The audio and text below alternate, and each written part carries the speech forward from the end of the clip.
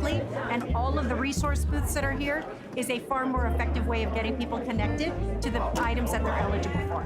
This is a really great opportunity and example of how we're bringing government to the people and how we're making sure that we're connecting our most vulnerable communities with the resources that they're not only eligible for, but they deserve. Please reach at ladwp.com/heatrelief2024. A coat of paint and some new furniture become so much more than a makeover when they affect changes in children's lives. The Healthy Room Project is a community outreach that gives a real lift to a local family.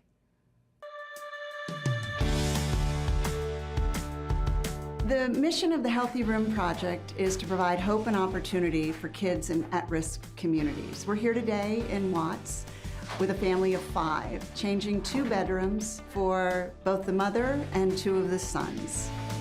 Ahorita tengo un grupo magnífico que pues me siento contenta porque están arreglando el cuarto de mis hijos. For Southeast community, this is our second Healthy Room project that we've been in collaboration with. We've had many of our senior lead officers and officers that identify families in need, and this was a family that was identified with a mother and her children, and that's the reason why we're here, is to really change the life of a family. We come in, we completely renovate these rooms in a one-day effort, all in partnership with law enforcement. We paint their rooms, we build beds, desks, provide bedding, all the comforts of home that these kids have always been denied, many of them sleeping on the floor, and it is life-changing. It's a one-day lift, start at 9, and at 3 o'clock these kids come home to a whole new world. It's a blessing to be here. Community has truly come together to create an experience for you today, and we hope that you love it.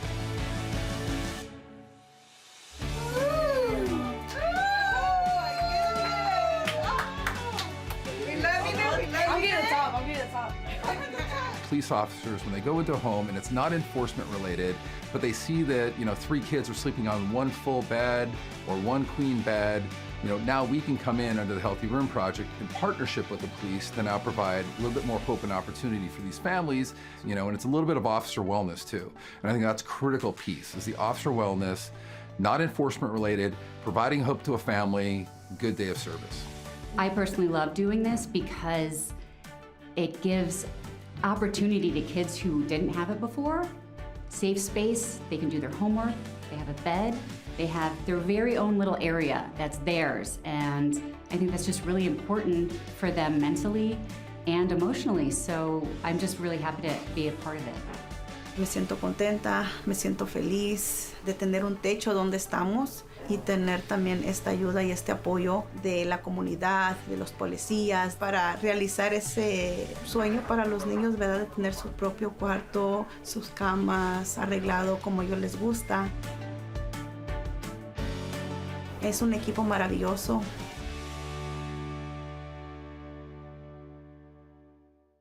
A marvelous team in collaboration with the police department, making sure those kids have sweet dreams in new beds.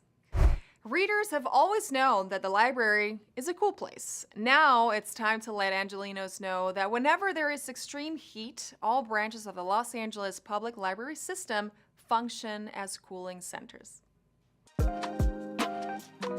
Today, we're at the Atwater Village branch of the Los Angeles Public Library, and we're here to talk about cooling centers.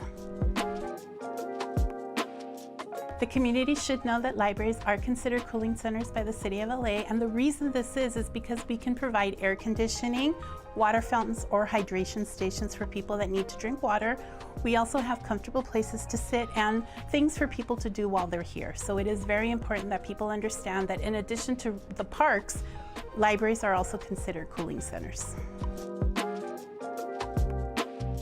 Everybody that comes in, while they're staying cool, they're free to look at our books, our magazines, free to use our computers that they can get online with.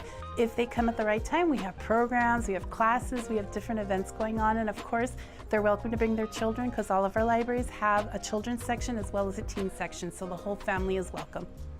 During extreme weather, all of the libraries are available to assist. And extreme weather, we're not just talking about when it's really hot outside.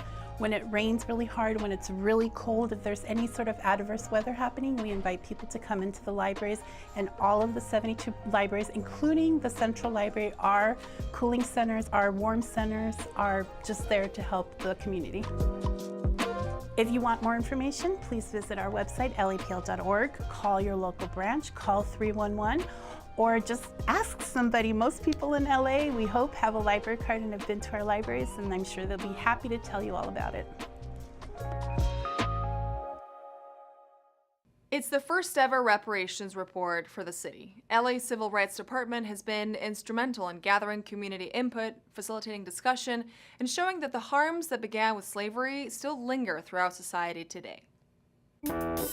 Today we are at Cal State Northridge to talk about reparations. We are issuing the very first reparations report for the city of Los Angeles. We are the largest city to put forward an opportunity for folks to see the harms impacting African Americans in their city. Over 600 community members submitted surveys to say how the vestiges of slavery have impacted our lives here in Los Angeles. Many people will say, why?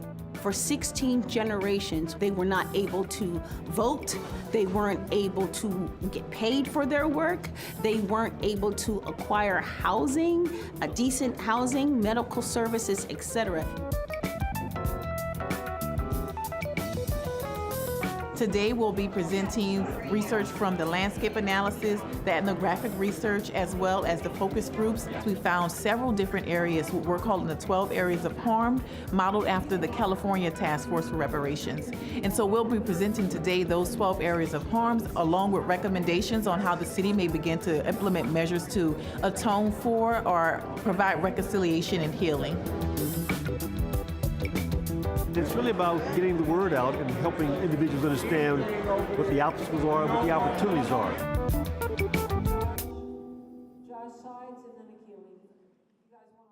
Water is a precious utility, and the Los Angeles Department of Water and Power has a unique program which offers customers free recycled water.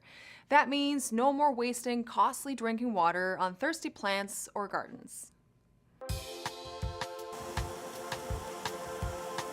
Well, we're here at the LA Zoo parking lot, the north side of the parking lot, and we have a residential recycled water fill station program where we give free recycled water to the citizens of Los Angeles. As long as you have an LADWP customer account, you're eligible to get up to 300 gallons per visit. We're appearing here at the LA Zoo every Friday from 8 a.m. to 2 p.m. and on Thursdays at Delano Park in the Valley, also from 8 a.m. to 2 p.m. So LADWP has had this program for over 10 years, and it's one of our strategies to help our customers to free recycle water, but it's part of our strategic effort of educating our public about all the things that LADWP does to help conserve water, whether it's recycle water, storm water, conservation efforts. It's all aimed to educate about what we do to try to continue to provide our customers with sustainable access to reliable water supply. So as a customer of DWP ourselves at the Los Angeles Zoo, we actually use this recycled water throughout our grounds, especially in our parking lot. So if you'll notice that there are native plants and native gardens, and they provide shade and it provides habitat for native wildlife, well, we use this exact same water to feed those plants. I would say if you have a garden, come here and use this resource. It's free. You can use this for the veggies that you might have that you eat at home. You can have native plants to support pollinators and conservation of native species, and you don't have to spend money doing it. So it's kind of a win-win, both for people and for wildlife and nature. Y ahora regresaron y pues perfecto para mí porque me gusta tener un buen jardín y me duele usar el agua potable. We want our customers to understand that water scarcity here in Southern California is a big challenge for us. So LADWP is doing our part to invest in the development of sustainable water supplies. Pues deberíamos de hacerlo porque no sabemos cuándo viene una sequía y Mientras más conservemos, tendremos un mejor futuro.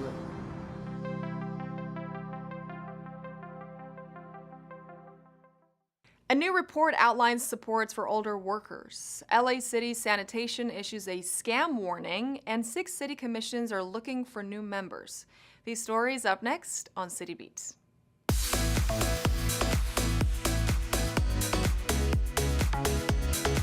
The City of Los Angeles Workforce Development Board, in partnership with the Economic and Workforce Development Department, has launched the Advantage LA Report supporting older workers. Per the report, over 50% of workers over the age of 50 experience involuntary job separation and face ageism and discrimination when seeking employment.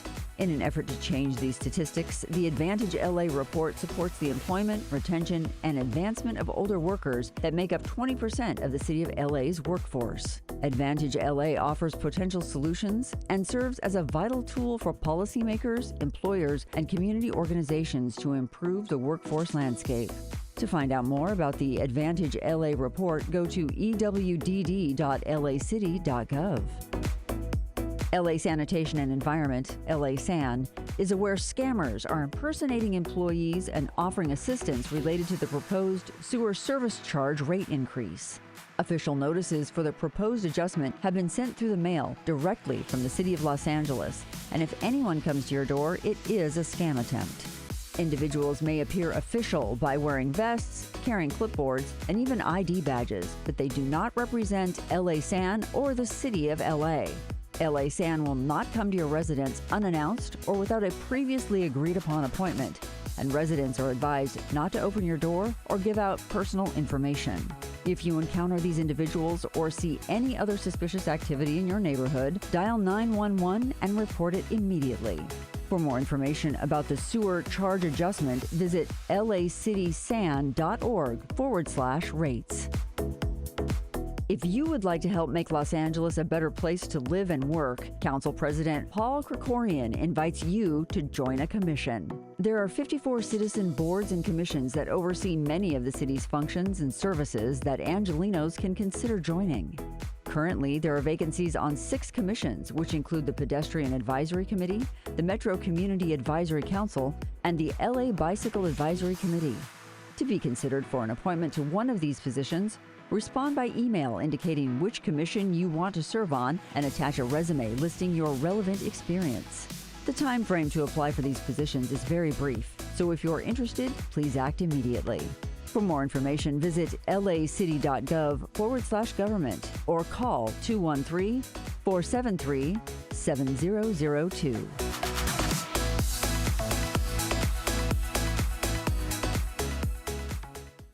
Celebrating the ocean comes naturally in Southern California. At its annual Sea Fair, the Cabrillo Marine Aquarium offered everyone the chance to learn more about the ocean, see the sea creatures up close, and have a whale of a good time.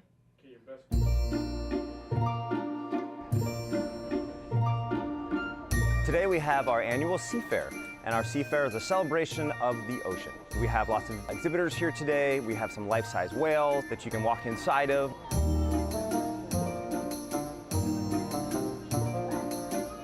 We're an experiential learning site, so we offer lots of opportunities for students to explore and to learn, on their level and also, at their speed. So we have, areas like the Exploration Center and the Aquatic Nursery. They can go into the aquarium and they can observe the animals. It's like very educational, being so close to the sea, being on the coastline, like learning what, is this close to you and what you can really go experience. As soon as you see something and you make a connection to it, you're better able to relate to it and care about it more, which is really important for our oceans and conservation in the future. We also have dogs available for adoption from Harbor Shelter and Carson Shelter.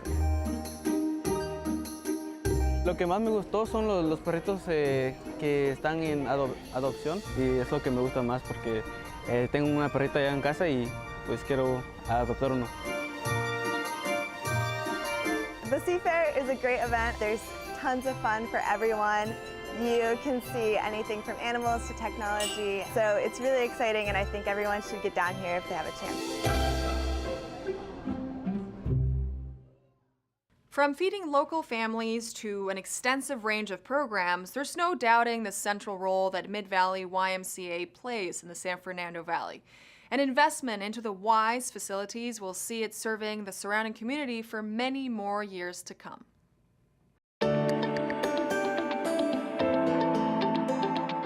We're here today at the Mid-Valley Family YMCA announcing an investment in our community by Congressman Tony Cardenas. He secured community project funds of $850,000 that will go into revitalizing our YMCA.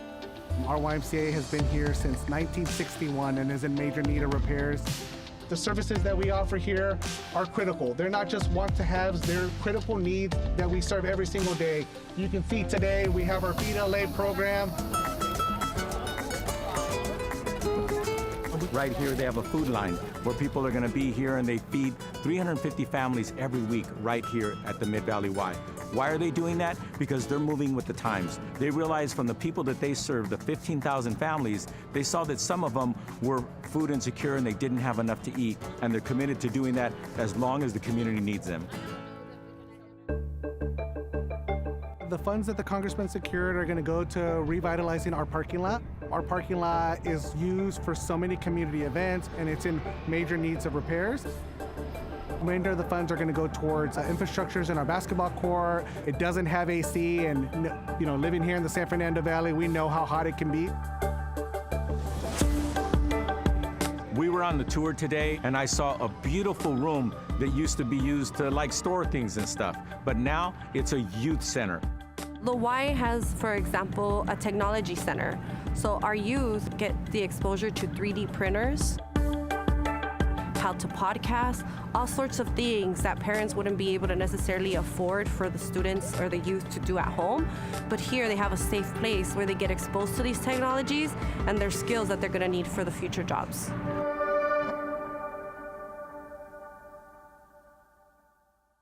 It began as a block party, now it's a fully fledged summer festival celebrating the vibrant culture of South LA's jazz scene.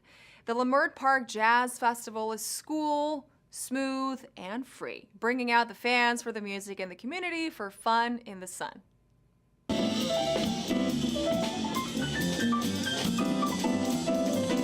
an excellent day today.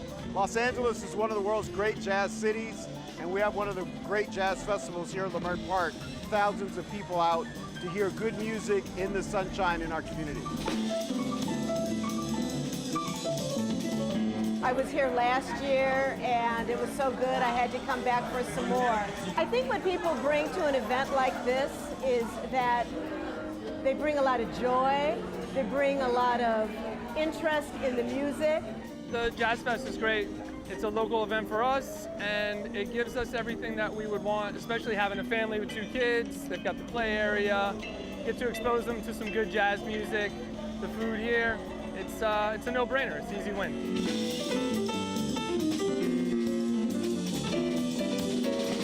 This is the first time that Play LA is actually part of the festival, and we're so excited to be here. It's a great opportunity to really share how we have affordable sports programming at your local parks. And so it's really been a great collaboration with the organizers.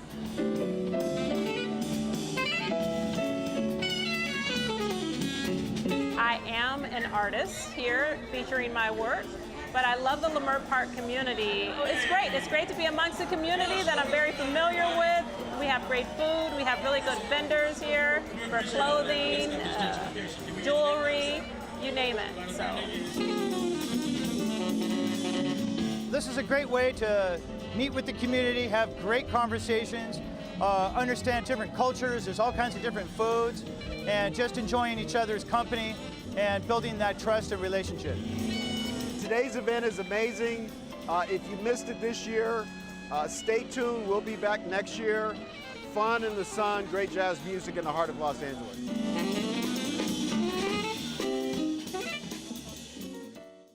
In this week's feature story, a new exhibit at City Hall's Bridge Gallery takes us from Paris to Los Angeles. Illustrating the passing of the Olympic flame was just one aspect of the creative brief that sparked these 24 winning artworks. We are at the City Hall Bridge Gallery, and we're experiencing the incredible Cultural Olympiad poster competition. And this is the exhibit that our colleagues at City of LA Department of Cultural Affairs put on for the project. We're here to celebrate an exhibit. It's really a huge celebration. It's a celebration of the Olympics and Paralympic Games and the bridge between. It is an exhibition of 24 posters that have come about through a partnership through the City of Los Angeles, the County of Los Angeles, the City of Paris, and the City of Saint-Saint-Denis.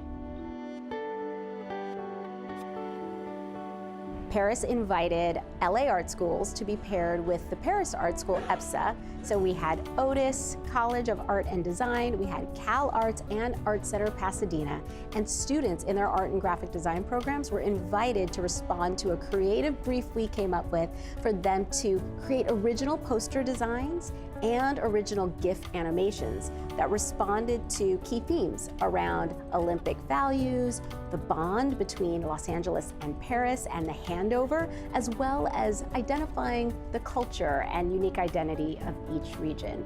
And so after they submitted, an international jury came together to select the winning posters, and there's 24 altogether, symbolizing 2024. I'm thrilled to say that our city partners were able to exhibit the resulting posters on behalf of the city here at City Hall. It has symbolized the relationship that Paris and Los Angeles have developed, and as we are building and looking ahead towards the 2028 Olympics and Paralympic Games, seeing about the international partnerships that we can build and the ways that we can lift up and tell the story of our artists here in Los Angeles as well as in Paris. We're just so excited about this exhibition and the opportunities that we're going to have and the legacy that we're going to build and what it means for the city. It is so exciting to see what we have coming.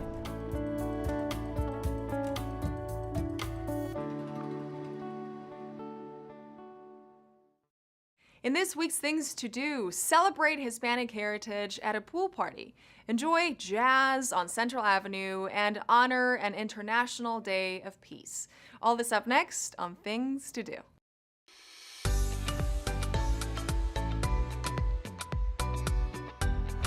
Dive into an aquatic celebration to mark National Hispanic Heritage Month. Join the City of Los Angeles Department of Recreation and Parks for this pool party taking place on Saturday, September 21st at Roosevelt Pool, beginning at 1 p.m. Jump in and enjoy water aerobics, learn about water safety, or take your first swim lessons. There'll be sports stations, music, and fun for all ages, along with free food for the first 300 people at the event. Children under 7 must be accompanied by an adult. Plunge into the pool at LA Park's Aquatic Celebration for National Hispanic Heritage Month on Saturday, September 21st at 1 p.m. For more information, visit laparks.org. 4 pavilions, 3 stages, too many acts to mention, all in one central location. Welcome to the 2024 Central Avenue Jazz Festival. Bring your sunscreen and enjoy food and craft vendors along with all the live music and performances on Saturday, September 21st, beginning at 11 a.m. Join Councilmember Curran Price and other local jazz fans on Central Avenue between MLK Boulevard and Vernon Avenue for this day-long festival celebrating all the jazz greats. The 29th annual Central Avenue Jazz Festival takes place on Saturday, September 21st from 11 a.m. to 7 p.m. For more information, visit centralavjazzfest.com. Celebrate the United Nations International Day of Peace with the renowned Dr. Jane Goodall on Saturday, September 21st. Day of Peace will honor Dr. Jane Goodall's 90th birthday and share the work of Roots and Shoots groups and Rotary Clubs of Los Angeles. Head to Point Fermin Park, where Dr. Jane Goodall will share her message of hope for people to take action on behalf of the planet. Bring your beach chair, reusable water bottles, and blankets to enjoy the live music, inspirational speakers, and engaging exhibits from local, sustainable businesses. Celebrate community at Day of Peace on Saturday, September 21st from 10 a.m. to 4 p.m. For more information, visit peacedayla.org. And that's a look at some things to do. And that's all for this week. I'm Natalia Bilbao, and from all of us here at LA This Week, thank you so much for joining us. Remember that you can watch us online anytime at lacityview.org, and we're also on Instagram, Facebook, X, and YouTube. See you next time for more LA This Week.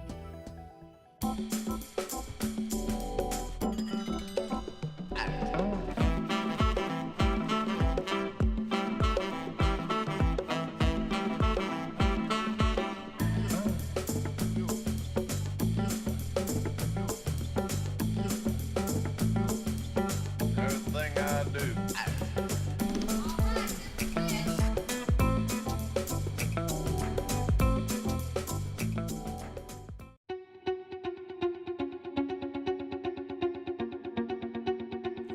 Over 4,000 choking-related deaths occur each year, with the very young and the elderly being the most at-risk groups. The key to helping someone survive a choking incident is being able to immediately recognize the signs they are in trouble. These are the most common signs someone is choking. One or both of their hands clutched to the throat. Look of panic, shock, or confusion. Inability to talk or cough. Color changing to blue or gray. If the person can cough forcefully, encourage them to keep coughing. If the person cannot cough or talk, you need to quickly take action and perform abdominal thrusts. For an adult, stand behind the person with one foot slightly in front of the other for balance. Wrap your arms around the waist and tip the person forward slightly. Make a fist and put it just above the person's navel. Grasp your fist with your other hand and press it into their stomach with a quick upward thrust, as if you're trying to lift the person up. Give 5 abdominal thrusts, then check if the blockage is cleared. If it is not cleared, repeat as needed. If the person is pregnant or you cannot get your arms around their stomach, give chest thrust instead. Put your hands at the base of the breastbone. Press hard into the chest with a quick thrust. Perform 5 thrusts and check if the blockage is cleared. If the person becomes unconscious, you will need to begin CPR and contact 911.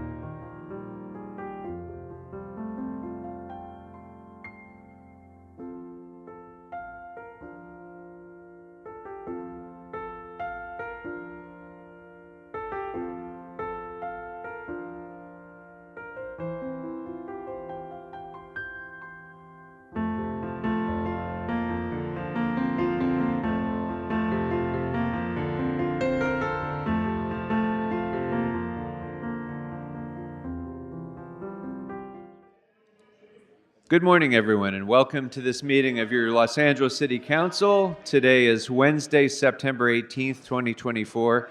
The start of the meeting is being delayed momentarily because of 4 or 5 people who have chosen to come in and disrupt the meeting. They've been ordered removed, and as soon as our sergeants address that situation, we'll be ready to begin the meeting of the City Council of Los Angeles and serve the needs of the 4 million people who are waiting for us to begin.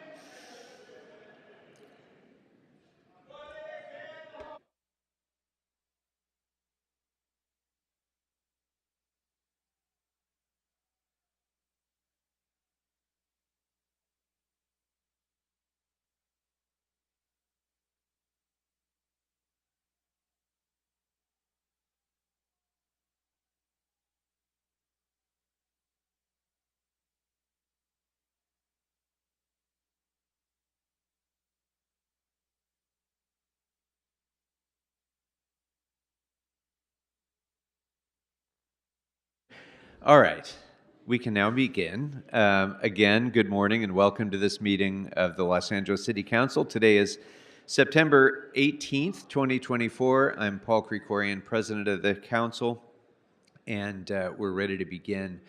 We will be taking public comment today both here in the Council chambers and by teleconference. Mr. Clerk, can you please call the roll? Blumenfield, De Leon, Harris Dawson, Hernandez, Hutt, Krikorian, Lee, McOsker, Padilla, Park, Price, Rahman, Rodriguez, Soto Martinez, Yaroslavsky. 14 members present and a quorum, Mr. President. Thank you. First order of business. Approval of the minutes of September 17th, 2024. Councilmember Lee moves. Councilmember McOsker seconds. Next. Commendatory resolutions for approval. Councilmember Rodriguez moves. Councilmember Yaroslavsky seconds. Next. Mr. President, I will run through the agenda. Please.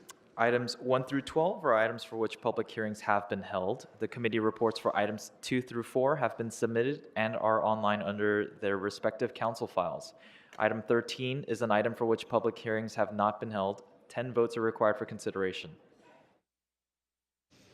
All right, members, those items are now before us. Do any members have items you would like to call special? Councilmember Padilla. Yes, I'd like to call item 1 special. I ask that we move to note and file. Okay. Item 1 was called special. Councilmember Padilla moves to note and file. I will second. Councilmember McOsker. Thank you. I'd like to call item 5 special for comment. Very good. Thank you. Councilmember Hernandez. Hello, Council President. Item 13 for a separate vote, please. Thank you. Councilmember De Leon. Item number 3, Mr. President, for comments. I couldn't hear the number. Item number 3. Item 3 for comments. Very good. Thank you. Any other specials, members?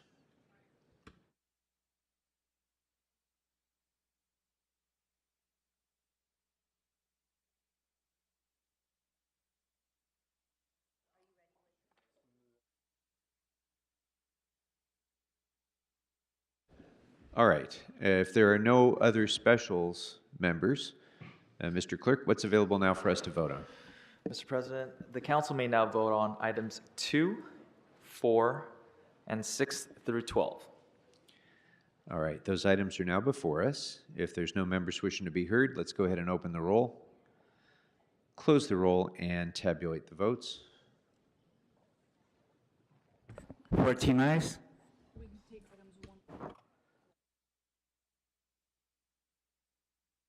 All right, let's go next to item number 1. Councilmember Padilla moved to note and file.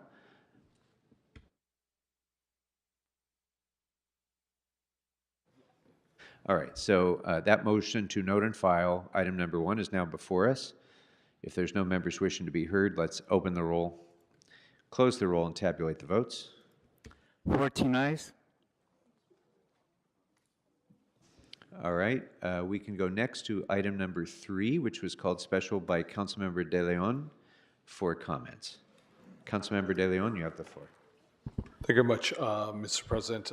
Colleagues, we have item number 3 that is before us, and this is a project from the University of Southern California, and that has been negotiated with numerous community meetings, what I would characterize as successful meetings, and sometimes at times some polarizing polemic meetings as well with regards to community benefits. Nonetheless, I want to describe a couple points that's really critical. This project has a project labor agreement with local hires, which includes a labor agreement with communities of the East Side, in particular Ramona Gardens, as well as South Los Angeles. This project will have a health workforce career pathway that will provide a health career training for over 250 community members.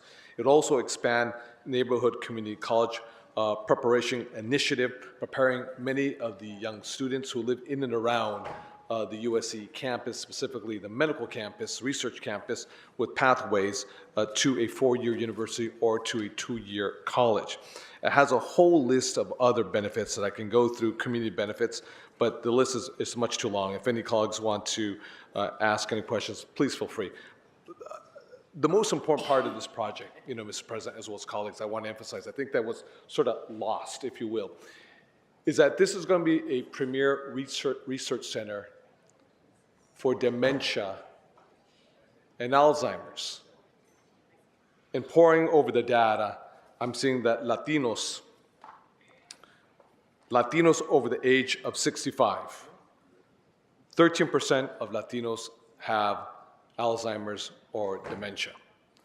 When it comes to the Black community, over 21% of African Americans over the age of 70 have Alzheimer's or dementia. And I know a thing or two about this issue because my daughter's grandfather suffered greatly from Alzheimer's, suffered for 10 years. And he didn't have access to medical care, and the profound impact that it has on the larger family is profound, when you're dealing with an individual well into his 80s, into his 90s with Alzheimer's. It has a major toll on the entire family. That's why trying to find a cure for Alzheimer's or dementia is absolutely critical for all of our communities. And for Black and brown communities, this is a time bomb that is ticking right now, because a lot of folks at the lower economic strata, they don't have the financial wherewithal. They don't have the additional stream of revenue that they can be provided to provide for a healthcare worker to come in and help, provide respite, if you will, for a lot of these folks. So this is going to be a premier research center on the USC Medical Facility campus in City 14. It is our hope that we will find a cure. It won't be in Boston or at the University of Tokyo, University of Toronto, or at Harvard or MIT, but right here at USC, here in the city of LA. This impacts dementia and Alzheimer's everybody, but what's often lost in the whole negotiations and debate of community benefits was the actual purpose and objective of this research facility. It's a good community benefits agreement. Not everyone, to be respectful, of the diversity of thoughts and opinions. Not everyone was supportive, and I'm respectful of that, and I understand that. But at the end of the day, we landed this plane, and it opens up a promise for finding a cure, for Alzheimer's and dementia. With that, Mr. President, as well as colleagues, I respectfully ask for an aye vote. Thank you very much. I see no other members wishing to be heard, so let's go ahead and open the roll, close the roll, and tabulate the votes. 13 ayes, 1 no. Thank you. We can move next to item number 5, which was called special by Councilmember McOsker. Councilmember McOsker, you have the floor. Thank you very much, Mr. President. I'll be really brief. I'm going to urge an aye vote on item 5, but just to put some context, I want to plant my flag here. Last year, when we were struggling with budget issues, we did a couple of things, and I think we did the right things. We put in this prioritized critical hiring, or PCH, which is essentially a hiring freeze. And then we also made the very painful choice in the budget to cut out the vacant positions and the funding. And we find ourselves with all of the challenges and all the pain of those two choices. And I think it really is time for us to look at how we can phase out PCH, or the hiring freeze. If, in fact, we believe that we made the right decision and we've cut back the budget to something that we can, cut back the positions to something that we can sustain, I think it's important for us to put our general managers back in the position that they can make the hiring choices and can build back up their departments.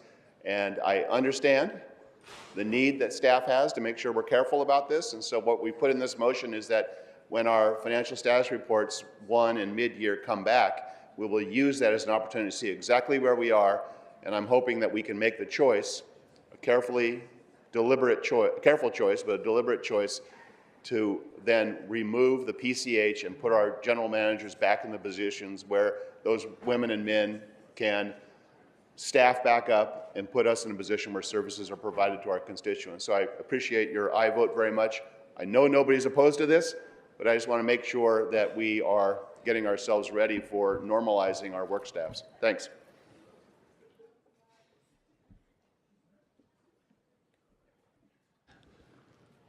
All right. Are there any other members wishing to be heard? All right. Seeing none, we can go ahead and open the roll, close the roll, and tabulate the votes. 14 ayes.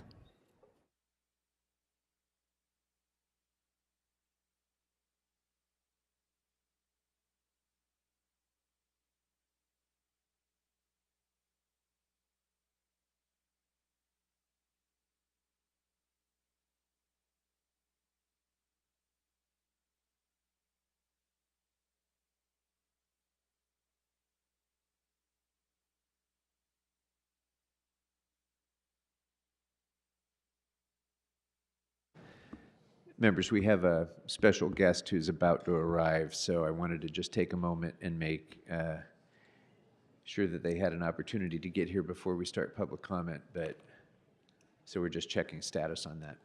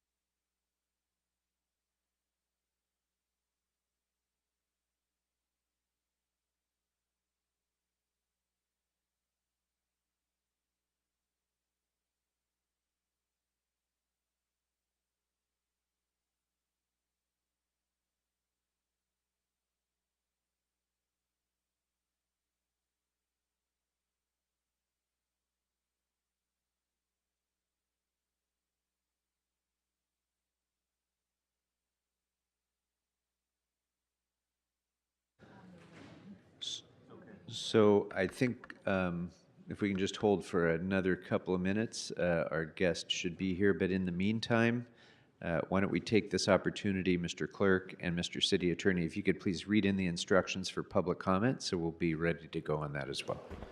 Yes, sir.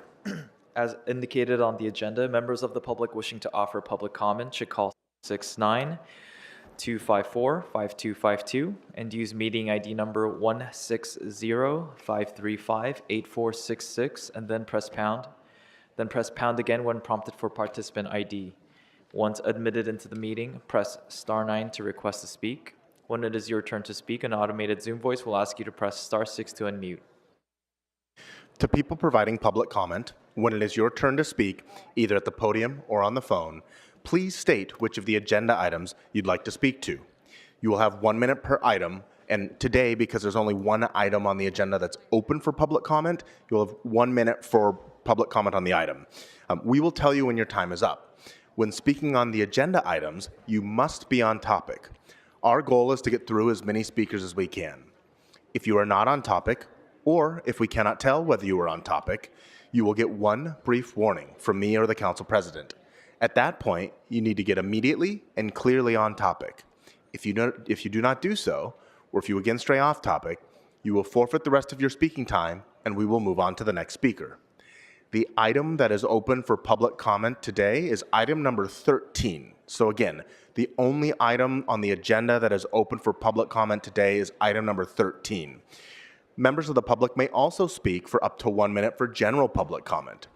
During general public comment, members of the public may speak to any of the other items, in this case there are none, or anything else in the city's subject matter jurisdiction. So that'll be up to 2 minutes total for today.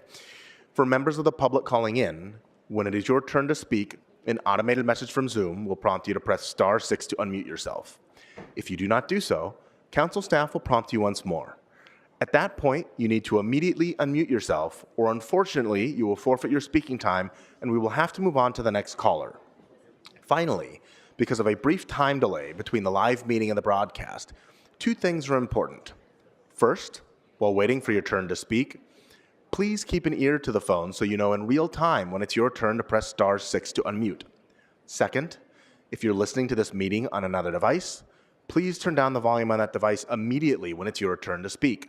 Between feedback and the time delay, it will cause a great deal of confusion if you continue to listen on your other devices. Thank you.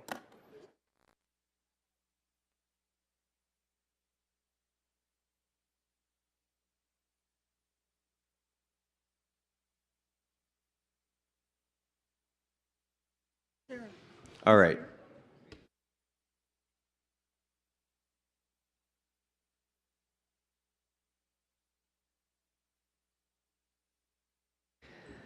All right, in a moment, I'll be calling out the names of our speakers, but I want to first have an opportunity to welcome our guest today, and that will be momentarily.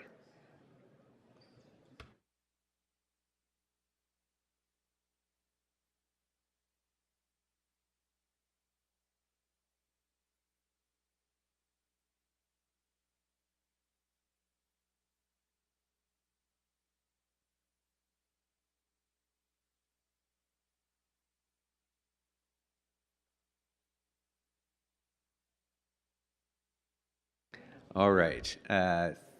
Thank you very much, Councilmember De Leon, for a special introduction. Thank you very much, Mr. President. Thank you very much for your indulgence. Good morning, muy buenos días to my colleagues as well as the member of the audience today. Today, it's my great honor to welcome a distinguished leader from our sister nation, nuestro vecino, Mexico, the governor-elect of the state of Puebla, Alejandro Armenta Mier.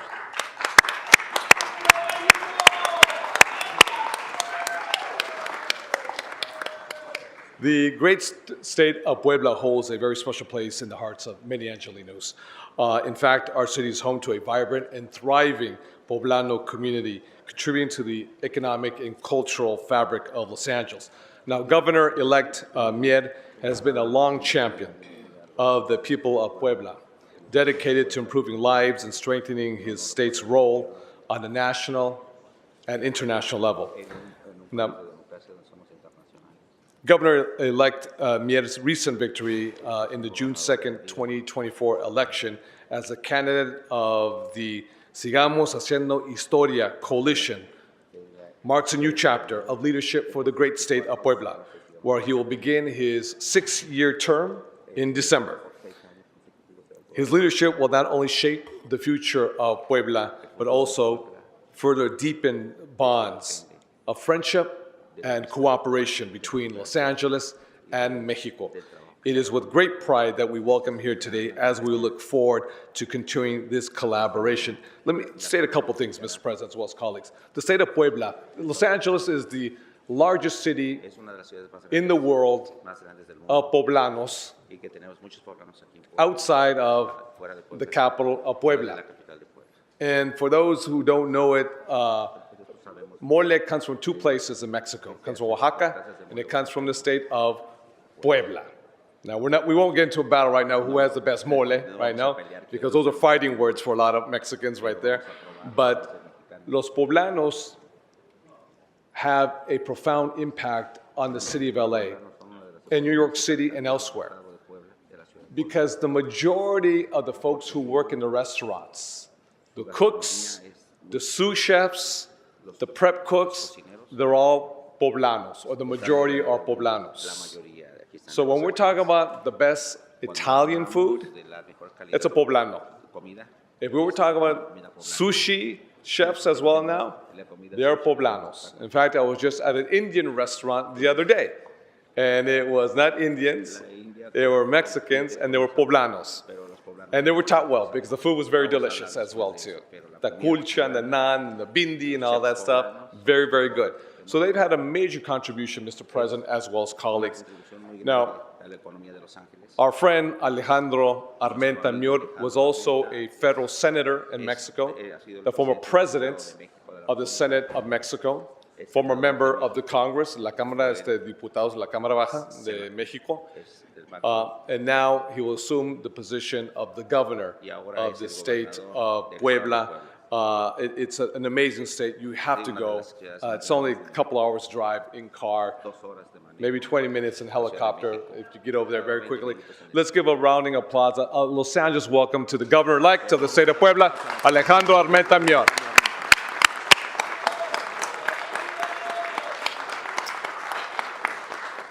And Mr. President, with your permission as well as my colleagues, if our distinguished governor-elect could share a few words, would that be possible? It's our great honor to welcome the governor and to welcome him to say a few words. Before he begins, Mr. De Leon, before he begins, I just want to remind the members of our audience that there will be no disruptions whatsoever of this meeting or those who are participating in this meeting, especially our special guest, the governor.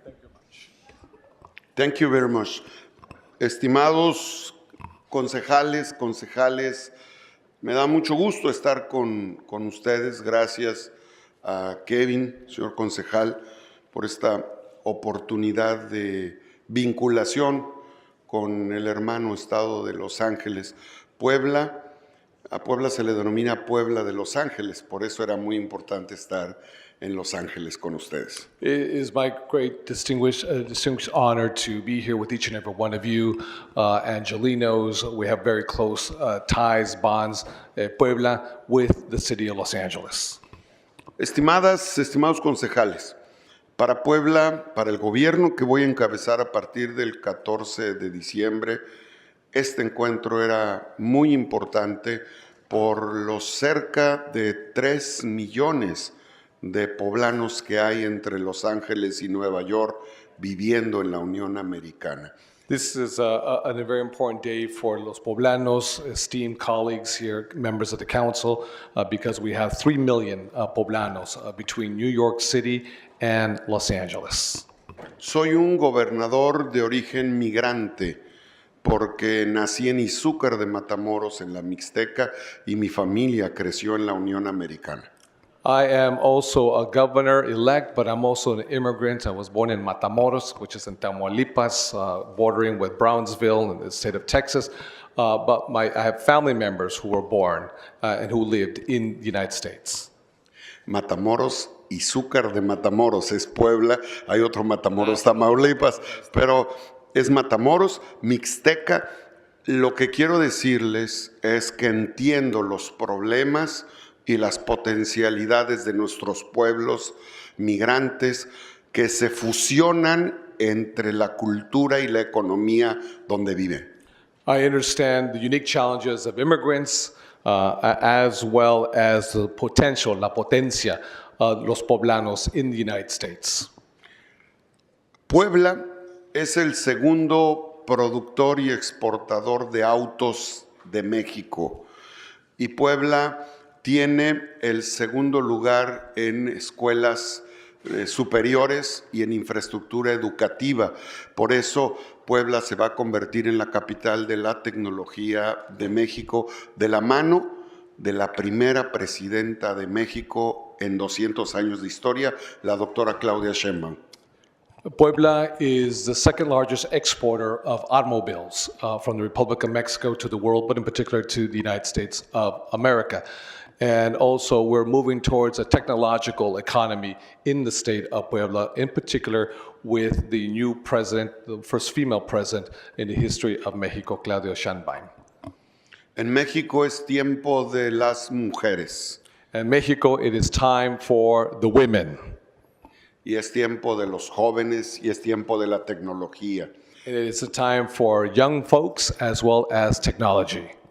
Somos productores en Puebla de cilantros, de coles, de lechugas que llegan a la Unión Americana. Se siembra y se pisca lo que es cilantro. We have cilantro as well as col, cabbage, as well as cilantro, col y qué más? Lechugas. Y lechugas. Lechuga, ¿cómo se dice? Lettuce. Yeah, lettuce. Esto es muy importante porque compartimos una hermandad enorme, indestructible con la Unión Americana. Para nosotros, nuestros hermanos mexicanos, hispanos, latinos, norteamericanos, somos parte de una economía que compartimos con Canadá. Por eso, esta visita significa fortalecer el lazo comercial desde Puebla que queremos hacer con Los Ángeles. Okay, and lastly, this is an important visit because we are cultivating a strong economic bond, a connection with California, but especially with the city of Los Angeles. Quiero decirles que yo soñé estar aquí. I dreamed of being here. Porque teniendo 22 años, fui el alcalde más joven del estado de Puebla, en Acatzingo, la tierra de mi mamá. In the city of Acatzing, in Puebla, I was the youngest mayor at the age of 22. Y un amigo que vivía en Oceanside me dijo, ven, saqué mi visa y vine al City Hall, pero ya estaba cerrado porque era sábado. Entonces solo conocí, siendo alcalde, el City Hall aquí enfrente. De Los Ángeles. En Los Ángeles. Y Oceanside, San Diego. Sí, pero él vivía en Oceanside y me trajo desde Oceanside a Los Ángeles en su carro para que conociera el City Hall y estaba cerrado porque era sábado y solo lo conocí enfrente. I was very young. I had a friend who lived in Oceanside, brought me up to the United States. I wanted to come visit City Hall in Los Angeles. We came on a Saturday to Los Angeles, and I tried to come into City Hall, but the doors were locked because it was closed. So the only thing I got to experience was the outside of the City Hall of Los Angeles. Por eso siempre he creído que soñar nos permite hacer posibles esos sueños. Y así como soñé hace 34 años entrar al City Hall como presidente municipal, hoy vengo como gobernador del estado de Puebla electo y para mí es un honor estar con ustedes. You know, to dream is to realize, to manifest what can happen in the future. And for me, it's a dream come true. The fact that I came here at such a young age, I couldn't get into City Hall, and I'm coming to City Hall now as governor-elect of the state of Puebla. So honored to be here before you, Mr. President, as well as all of the colleagues around the horseshoe. Finalmente, pedirles que vean a Puebla como un estado hermano con el que podemos fortalecer lazos económicos, culturales, turísticos y pedirles que nos permitan vínculos con las universidades de Los Ángeles por el bien de los jóvenes de México y de Los Ángeles. We're looking forward to creating and cultivating those economic ties, those academic ties, especially with the universities in the state of Puebla, with the universities here in Southern California, in particular here in the city of Los Angeles. It's his great honor to be here. And y con eso, let me just say one last thing. For those we celebrate, we just celebrated just recently the independence, la independencia de Mexico against Spanish colonial rule. But folks often confuse that with Cinco de Mayo. And oftentimes in the United States, it's an excuse for folks to perhaps go the extra mile in terms of drinking. Cinco de Mayo is very special for los poblanos because that's when they fought the French Imperial Army, which at the time was considered the most powerful army on planet Earth against the Mexicans. And if it wasn't for Mexico or los poblanos, el Cinco de Mayo y la Batalla de Puebla, it's quite possible, don't know for sure, but it's quite possible we wouldn't be speaking English. We would be speaking French. That was a decisive battle in the Battle of Puebla in the imperial forces of France because they had taken France, they were taking Puebla as well as what is Mexico today. they would have had a large influence, at least on the western part of the United States. So that's why we owe the Poblanos a great deal, because they are tied to American history as well. So with that, Señor Gobernador Electo, Mr. President, thank you very much for your indulgence. Bienvenidos, gracias a ustedes. Thank you.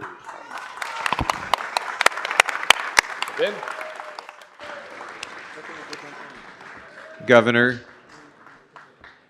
I just want to let you know, Governor, that the doors of City Hall are open to you now. So we're delighted to welcome you here to our council chambers, and we're so proud of the relationship that California and Los Angeles have had with Puebla, and we look forward to continuing that relationship under your leadership. So welcome to City Hall.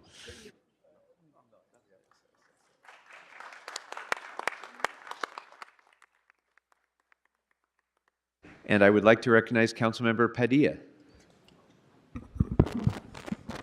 Well, I just wanted to thank the governor-elect. I hope I heard the term correctly, for being here and for elevating the fact that Mexican cities are huge now. They have a lot of wealth and richness and contribution to the global economy. So I particularly appreciate you bringing up that Puebla is the next big place for everything related to engineering. And I am actually really excited that you brought up the need for our two countries to have a future conversation on our relationships when it pertains to the university level. I know that there's a lot of innovation happening on healthcare and potentially even tapping into hiring veterinarians from Mexico, because we have such a shortage here. So I appreciate you elevating that, because that really is the future and the long-term conversations with our two countries. And I appreciate you bringing it up specifically from your town. So gracias por estar aquí y hablar de estas cosas tan importantes que enseñan que los pueblos, las ciudades grandes de México tienen mucha riqueza. Yo no sabía que Puebla iba a ser ese lugar donde hay mucha tecnología, no lo sabía, pero también a mucha gente le digo, yo no sabía que Monterrey era el lugar grande de todas las universidades y lo del arte. Todo está cambiando y yo sé que el futuro de nuestras conversaciones, de nuestros pueblos, de nuestras patrias, es qué está pasando con las universidades, porque los vamos a necesitar en conversaciones de que necesitamos más doctores y pues en particular también veterinarios. Gracias y que siga la conversación. Councilmember Hernandez. Thank you, Council President. Muchísimas gracias por estar aquí con nosotros. Hoy es un gran honor. Yo represento el primer distrito y soy uno de 3 colegas que están aquí en el concilio, que son hijos de inmigrantes mexicanos. Mis padres son de Guadalajara y de Morelia, y es muy lindo ver que nuestros países estén trabajando juntos y que usted aquí esté en nuestro gobierno presentando lo que están haciendo y haciendo esa conexión que necesitamos, ¿verdad? Necesitamos tener más conexión con nuestras raíces, con nuestra cultura, con la arte, y su presencia aquí está haciendo eso para nosotros. Muchas gracias por estar aquí. Gracias.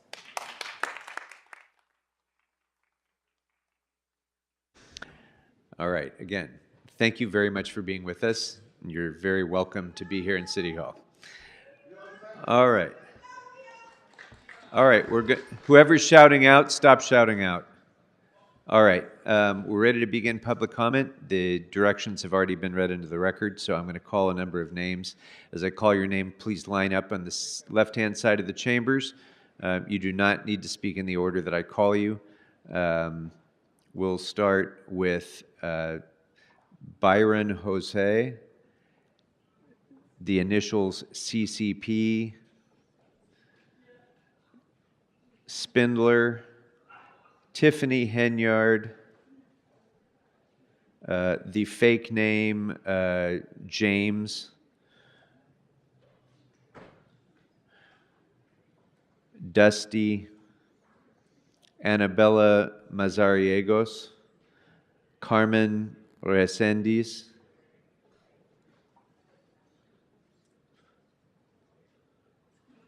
okay. Sir, which name are you using today? Good morning, Mr. City Attorney. Good morning, Honorable Council President. Which name are you using?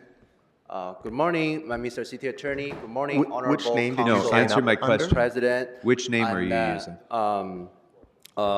Good morning, Mr. City Attorney. So I'm going to ask you one more time, or else we're going to have to move on.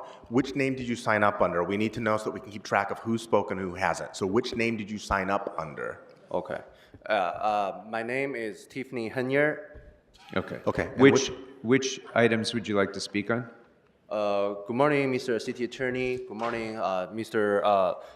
Council President Nuri Martinez.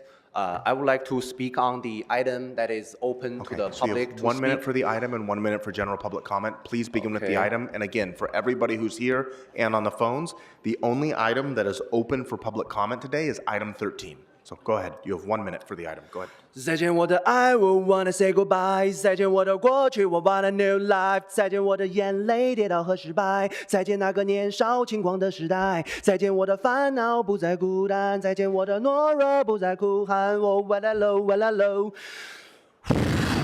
挫折和离别不过是生命中的点缀，过了多年我才读懂了家人的眼泪，发现原来自己没有说再见的勇气，离别的伤感漫染了满城的空气，失去后才知道那些有多么的珍贵。亲爱的朋友，一风已经展翅纷飞，飞不到高处怎么开阔自己的视野？你已经长大了，快告诉全世界，外面的世界散发着强大的磁场，赤手着每一双即将展开的翅膀，热烈的火在凶猛的救猛燃烧，美丽的火花在恋人的周围环绕，这过程虽然很美，有无奈和失落，刻骨铭心的爱过，尽管爱过的并不是我。如果没有学会忍受，如何承受打击？如果没有跌倒，如何能够学会爬起？在无尽的黑夜，所有都快要毁灭。如果我还有梦，如何为你而感动？如果在黎明的起点， General 如果我的心里 public 面。 comment. General public comment, I would like to talk about with our LAPD officers. So if I am speaking on general public comment, why do I have to speak on the agenda item?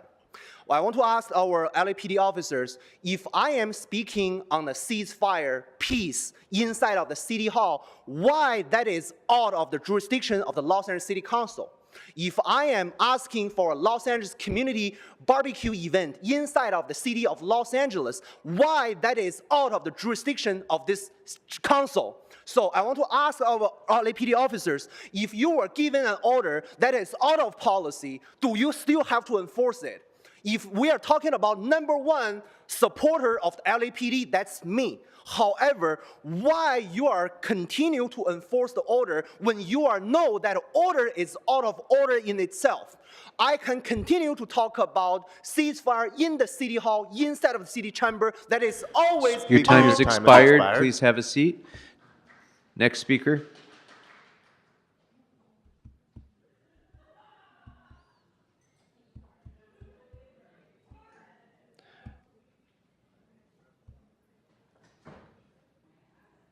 Mr. Herman, what name did you sign up under this morning? I don't remember. Well, if you would sign up with one name, you would remember.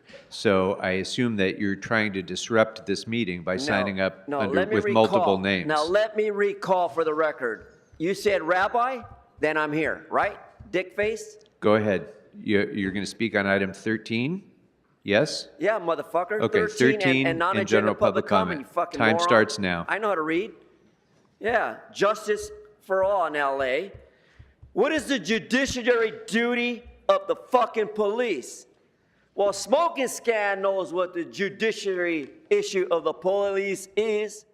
And that MOU is that it's a funding of service paid by we, the people of California. Just like Sergeant Clark and that 3-inch dick Sergeant Duarte. So you're off topic already. No, so let's stick to the topic corrections or to go to general include public these comment. officers on the new instructions for this fucking amount of money in CD5. Now, don't construe my language and interrupt me, asshole. It's your last day.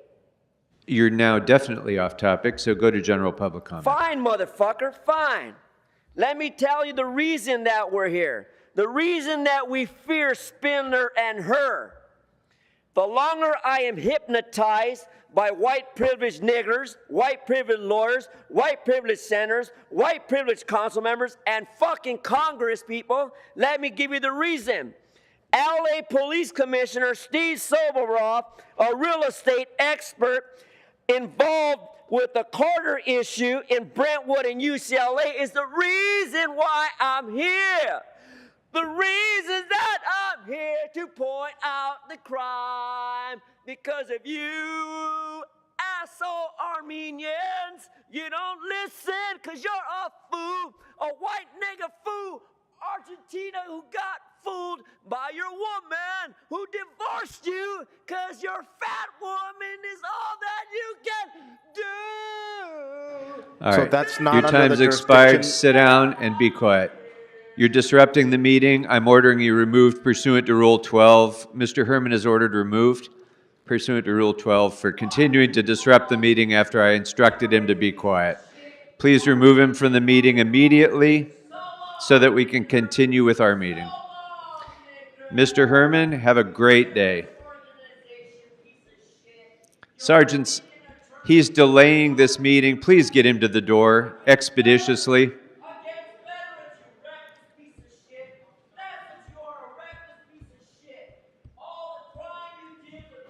Good morning, Speaker. Please give us a minute while we try and get this No, under we can't control. begin. I'm sorry, you're going to have to wait because Armando Herman, sergeants, is continuing to disrupt this meeting and delay public comment. Not just disrupt our work, but prevent other people from being able to speak. So I want him out.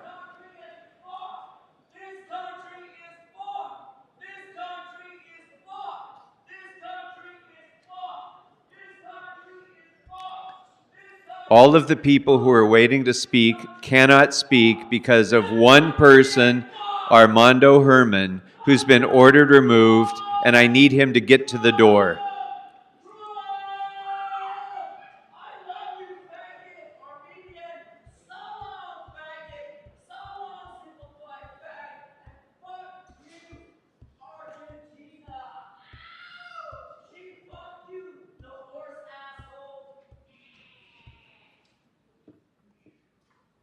All right. Just in case anybody has any doubts, anyone else who disrupts this meeting will be removed immediately, especially if you're interrupting other people's public comment. Before you begin, I'm going to call a few more names. Cecilia Garcia, Heidi Gonzalez, Pamela Augustin, Rob Kwan, Samantha Nieves Barriere, Greenspan, Julian Alexander Macara, Suzanne Lewis, and Larry B. Good morning. Good morning. If you could please remind us of the name you signed up under and the items you'd like to speak to? Okay, good morning. Public comments. My name is Anabela Mazariegos. I do appreciate free speech. I do not like the way he talks, but you know it's free speech. This is our First Amendment. Okay, He's so are you here entitled. for general public comment? Yes, public Okay, so you comment. have 1 minute. Go ahead. Yes. And I'm talking, you said that we cannot allow another items, but I'm here because I'm opposed yesterday the plumber committee, they approved the USC project, which is just only one building now, but it's a greedy university that is going to have a major the tech project that is going to take a lot of land from the neighborhood of Boyle Heights and City Terrace. This is the beginning of the gentrification of USC. Exactly the way they did it in South LA, they're coming to Boyle Heights, District 14. We do not appreciate it that you guys come to us when it's election time, but you don't care about the necessities of our town. Every town has gentrification. We are really suffering with all this displacement. It's not fair. You come in November for our vote, and you don't take care of us. Thank you very much. Next speaker, please. Good morning. If you could please remind us of the name that you signed up under and the items you'd like to speak to? Buenos días, mi nombre es Carmen Reséndiz. Good morning, my name is Carmen Descendis. Vivo en Boyle Heights por más de 15 años. And I lived in Boyle Heights for over 15 years. Y hoy estoy aquí porque estoy preocupada. And I'm here today because I am worried. Porque aprobaron el proyecto de USC. Because the project of USC was approved. Y no se nos informa a la comunidad de las consecuencias de lo que esto trae. ¿Se nos está hablando? We are not being informed of all the consequences that this will bring forth. de los beneficios que trae, pero no se nos informa a costa de qué. So they tell us about the benefits that this brings, but they don't tell us what is the cost. La universidad ya nos ha afectado con la vivienda desde hace años. The university has already affected us with living and for many years. Y este proyecto nos afectará por más tiempo para nosotros y nuestros hijos. This will affect us for a long time, not only us, but our children. No estamos de acuerdo que nuestro concejal no nos apoye en esto. We do not agree that our council member do not support us on this. Debe de sentarse y informar a la comunidad de lo que estos proyectos ambiciosos traen a nuestra comunidad. He should sit with our community and let us know what are the issues that these greedy projects bring to our community. Gracias. That's it. Thank you. Next speaker, please. Good morning. Hello, is this on? We can hear you. Byron Jose, City 8 constituent, here speaking as a resident over the last 25 years in LA. Okay, general public comment. Speaking on 13.1 and general public comment. Okay, so you have 1 minute for the item and 1 minute for general. Please Cool. go ahead. Thank you. There are 2 agenda items today, transferring funds to the LAPD. We had Kevin's campaigning on the floor. I know Krikorian has a hard time understanding election laws, and you're campaigning via email. But anyway, so hopefully this is the last time that this meeting devolves to where you continue to see the circus that it is, thanks to Krikorian's failed leadership. As we turn the page, right, as we move on to another era of LA politics, you will leave behind the following legacy, Krikorian: a legacy of criminalizing and terrorizing our neighbors experiencing houselessness, silencing the public from engaging in these meetings by criminalizing people, throwing people out at whim, by funding militias.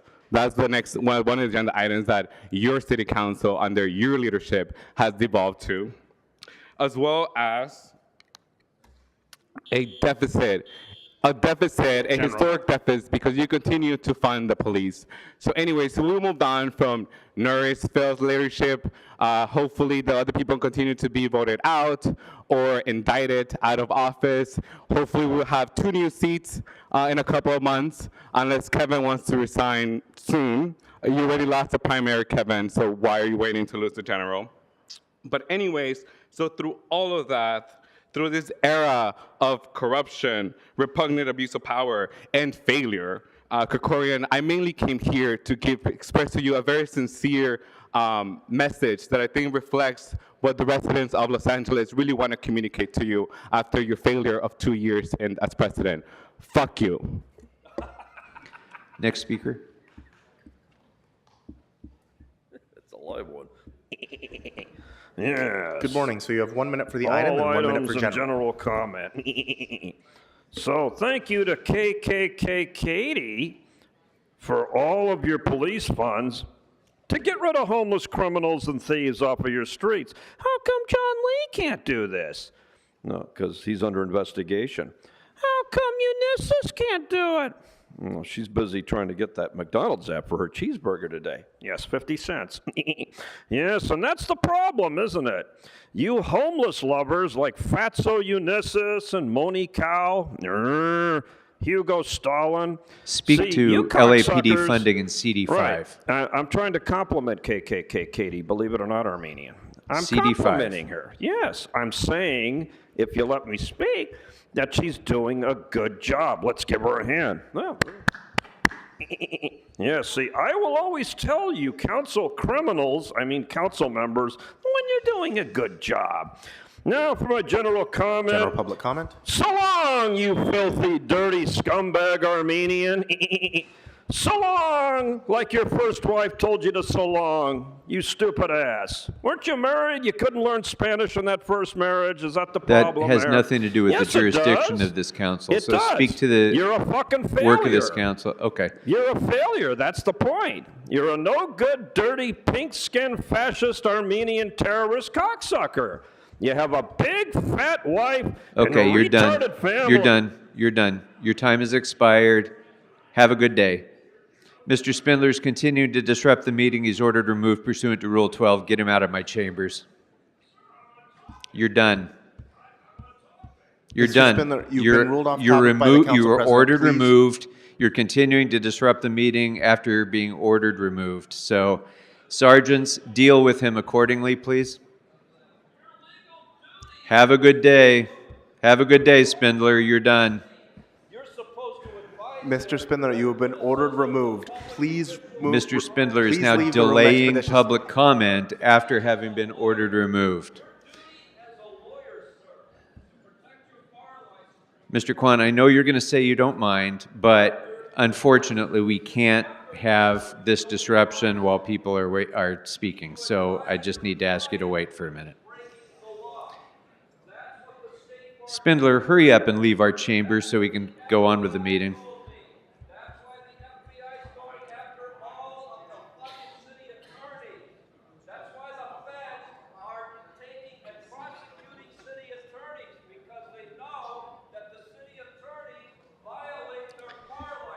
For the record, Mr. Spindler is continuing to shout out from the back of the chambers, still hasn't managed to find his way to the door, despite our sergeant's best efforts. So we'll just all wait. The City of Los Angeles will wait for Wayne Spindler to complete his rant.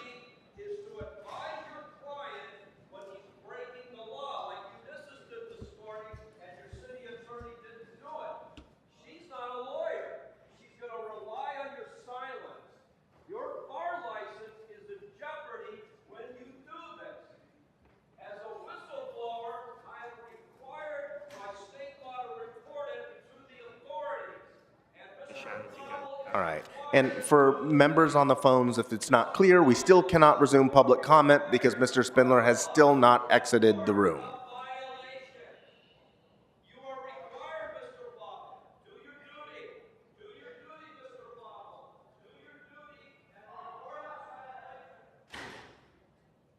All right. Mr. Kwan, good morning. Good morning. I'd like to speak on 13 in general public comment. Good morning. So you have 1 minute for the item and 1 minute for general. Please begin with the item. Go ahead. What are we up to? Half a dozen ejections so far? That's not on topic, but go ahead. It kind of is on topic, and I'll get to that. So for this item, we have Councilmember Yaroslavsky, who is reconciling with a bunch of reactionaries in her district threatening to recall her. So we've got to throw some red meat to LAPD, give them some of that chum. John Lee knows that move. A couple $100,000 for LAPD. And I just wonder, maybe if we didn't have such a hostile environment here with a council president ranting, berating, yelling, inflaming tensions, we wouldn't need as many cops here. And then we could have more cops over in Yaroslavsky's district.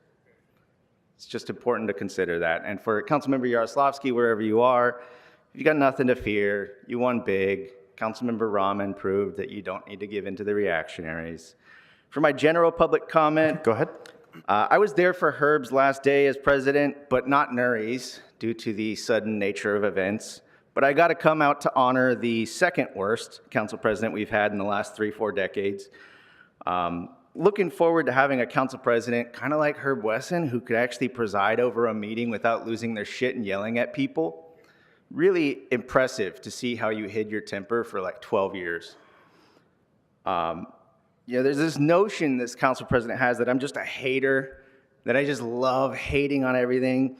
And really, you might recall, some of you have been around, I didn't used to be this way.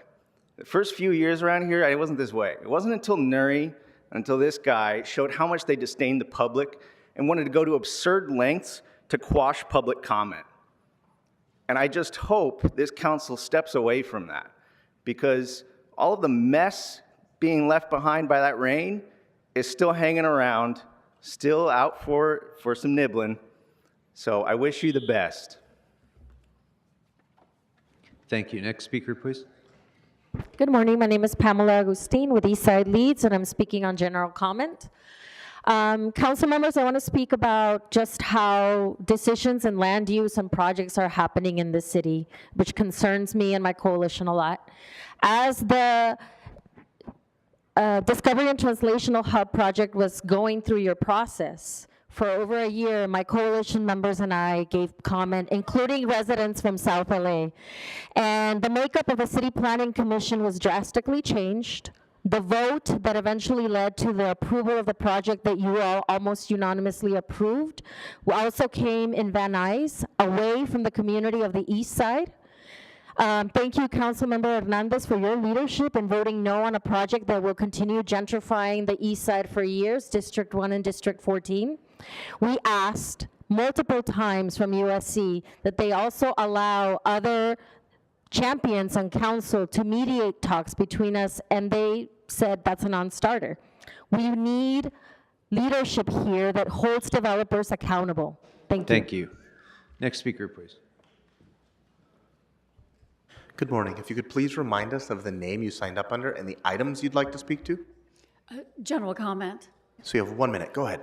Hi, my name is Suzanne Lewis. I'm with Neighborhood Council Valley Village. I'm here to thank Council President Paul Krikorian for helping the San Fernando Valley, especially Valley Village, maneuver through first the 2019 decline of the economy with city services in our community, dealing with the homeless crisis with the first tiny villages, the tiny homes in the city of Los Angeles, keeping CD2 safe and protected and informed during the pandemic, his support of planning and land use issues in Valley Village, the 15 coastal oak trees at North Hollywood High School that he helped us get historical status, the sound walls along the 170 after years and years and years of waiting, the stolen copper wire thefts, the 180 trees planted in Valley Village, the 50 trees planted in Valley Village Park, the murals and 40-plus art boxes around Valley Village. Can I continue? Thank you. I'm afraid not. But I appreciate it. Thank For you. your service, and thank you to your All staff, right. especially Jeff, Thank you. Shannon, Thank you. Carl. Next speaker, please.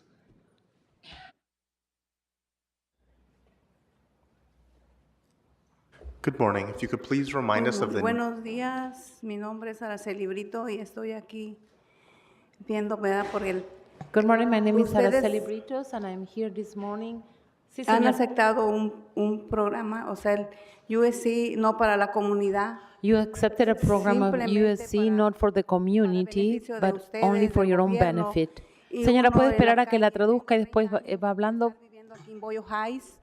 I'm Y living in ahorita Boyle me he quedado en la Heights. So calle. can we ¿por qué? pause for Porque time no for a hay second? So viviendas. Speaker, hold on. And can I have the interpreter? So Speaker, if you could just give us 1 minute. So if you could let her know to please speak up just a little and then to pause every once in a while so that you can interpret and we'll hold your time. So Sí, señora, sí, por favor, puede hablar un poquito, hacer una pausa para que yo la traduzca, después sigue hablando y no se preocupe que vamos a pausar mientras que la intérprete habla, Ok, para que no hablemos al mismo tiempo. Gracias. sí.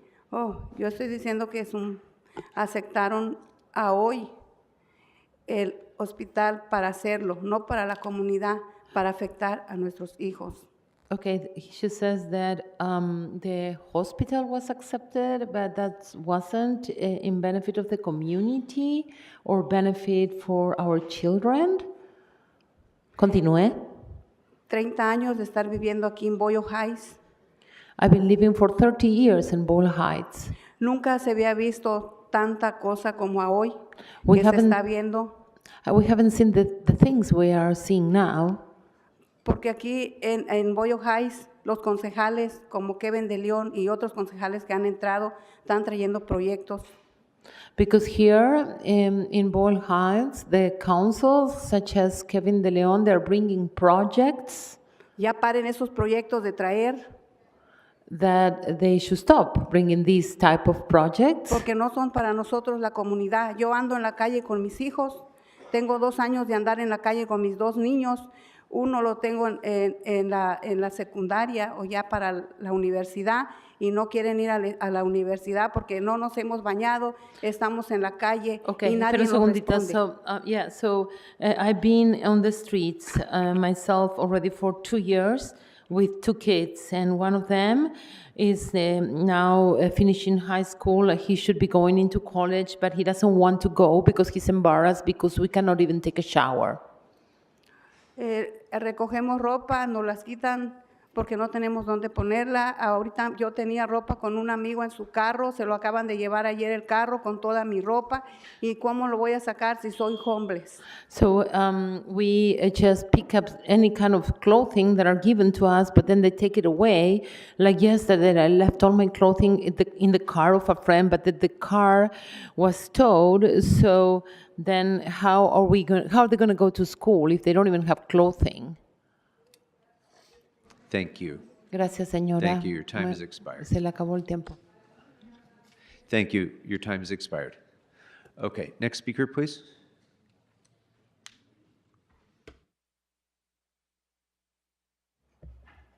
General public comment. Okay, go ahead. You have 1 minute.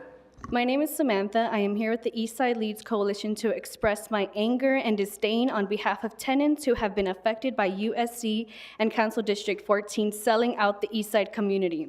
As the youngest person in this room and as a first-generation college student, I recognize that colleges like USC are not an option for me.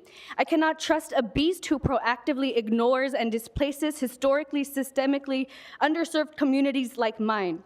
There is no accountability, nor has there been since 1985 for USC as they continue to take advantage of marginalized communities. Trust is destroyed. The main argument is that these projects will promote health and advance the health, yet you fail to realize that we are surrounded by freeways, food deserts, and lack of mental health resources. I expect to die from cancer. My mother has cancer. What the fuck is USC going to do for me? Shame on racist CD14, shame on USC, and they are not our savior. They are Thank the you. displacers. Thank you very much. Next speaker, please. Good morning. My name is Heidi Gonzalez. I live in Lincoln Heights, District 1, and I work in District 14. Thank you, Council Eunices Hernandez, for posting to the hubs. 2 weeks ago, I was picking up my daughter from school by Parque de la Raza, and there was no parking. So I had to double park for less than 5 minutes. And guess what? I got a ticket. Today, you approve a project that will bring over 800 jobs, but no parking. Parking is a huge stressor for me and my neighbors, and Plum ignored this.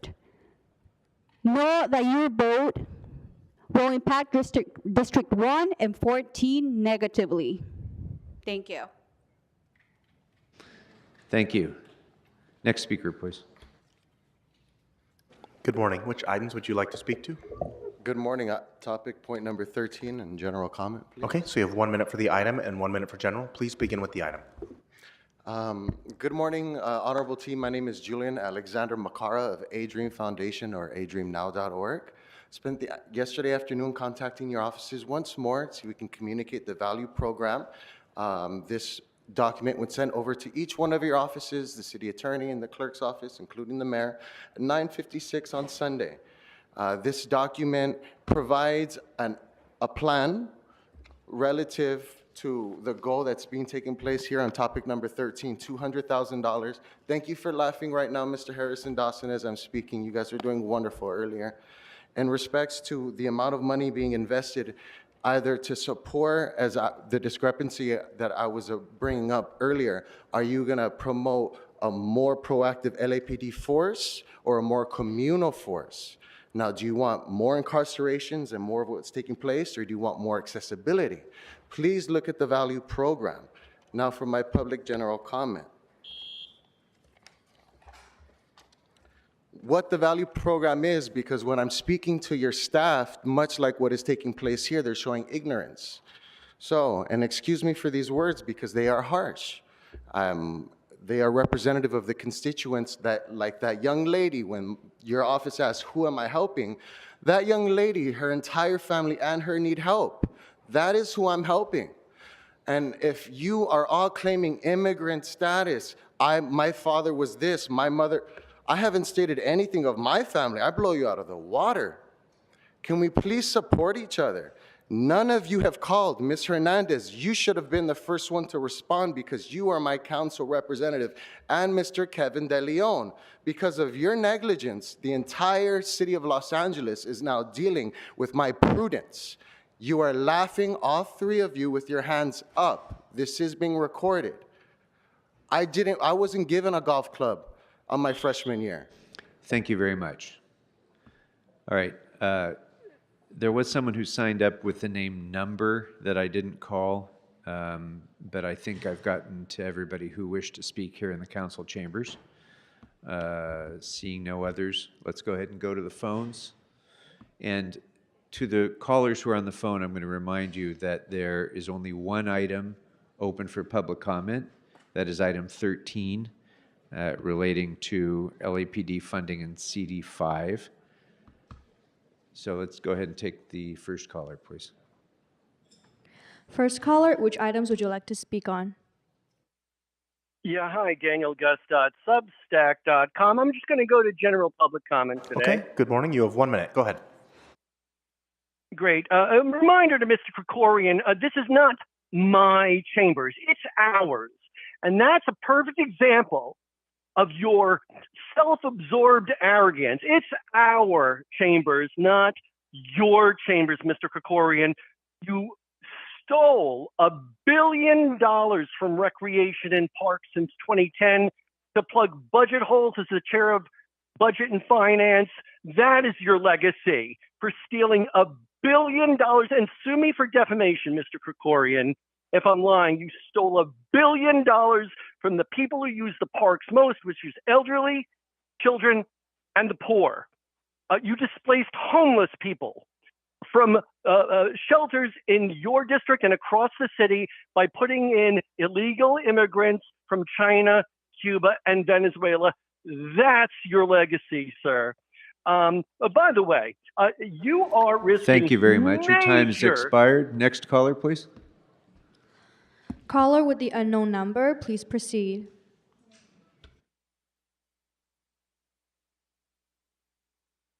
Caller with the unknown number, please press *6 to unmute yourself.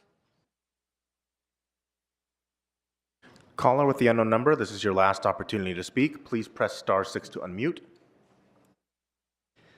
Okay, next caller, please. Next caller, please proceed. This is Richard Serrano, CD candidate for 6. Item 13 and general public comments.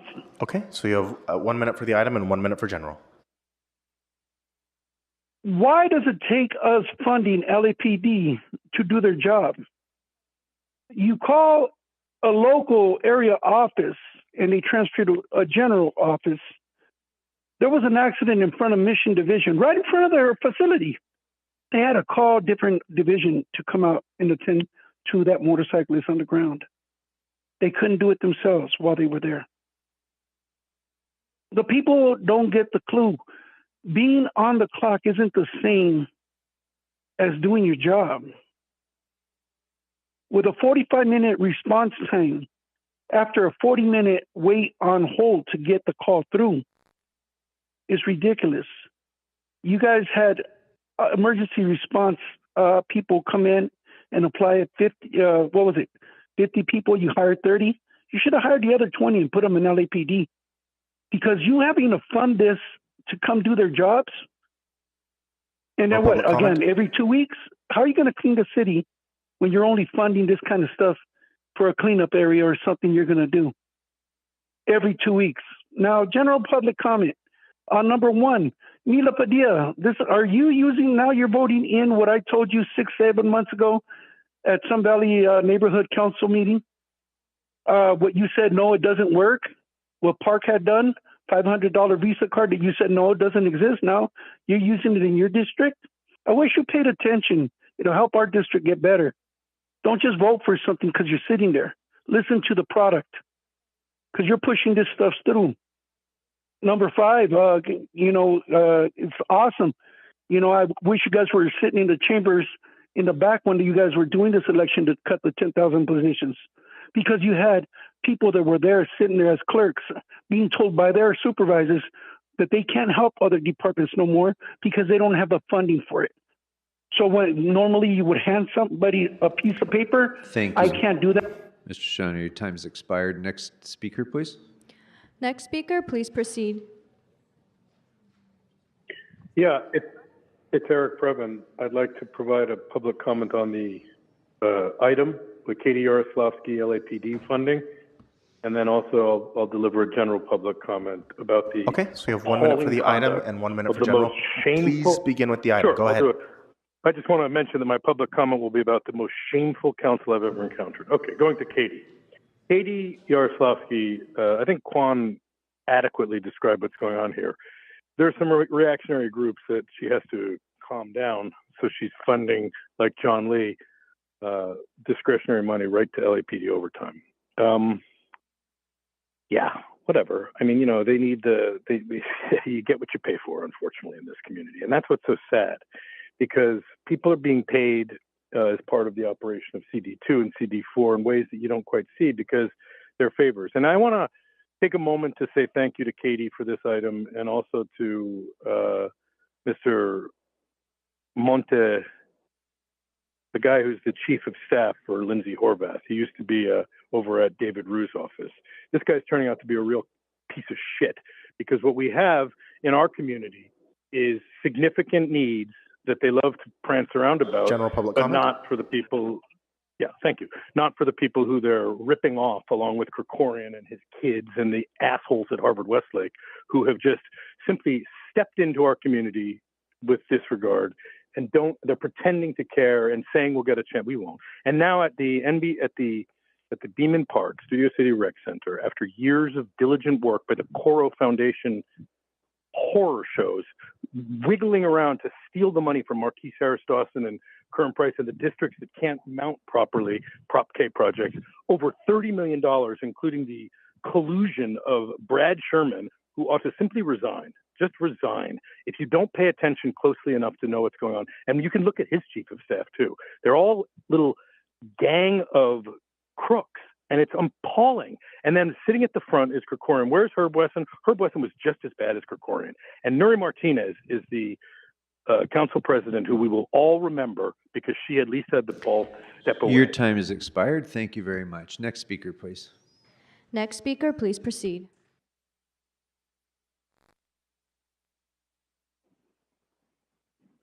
Yes, my name is Petty Pinkface, Armenian Dictator, and I'm a Smoke a Scan viewer. So the only item open for comment is item 13, which deals with Council District 5.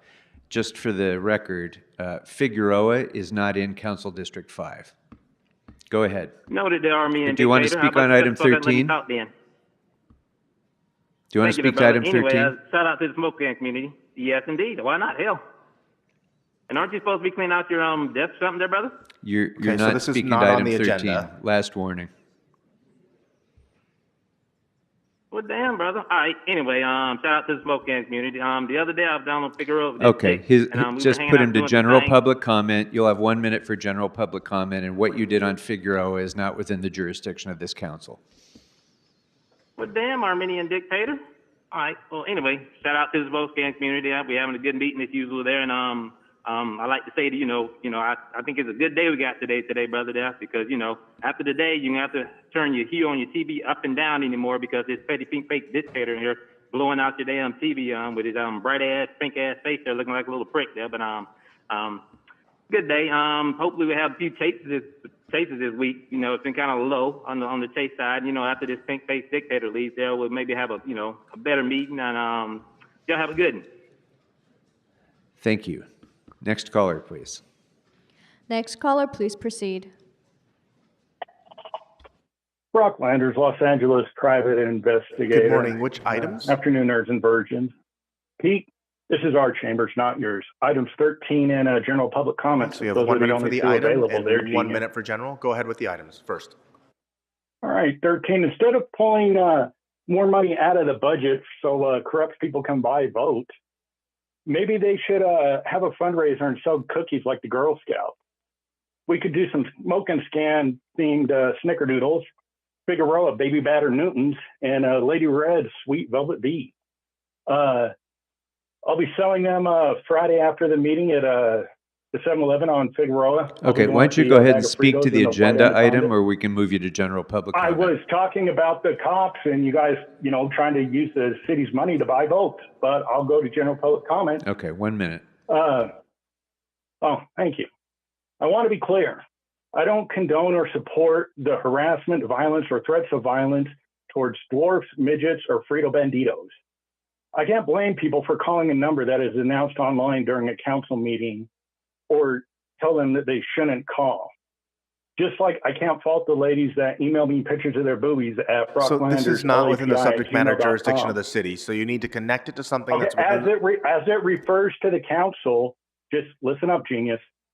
Peter, as mad as you got for people calling into the council and calling you out for not doing a 9/11 tribute at the beginning of the meeting, if there's nothing wrong with doing things like a tribute to people at the end of the meeting, why didn't you have that guy with the cocaine eyes jumping around come in and do his thing after public comment today?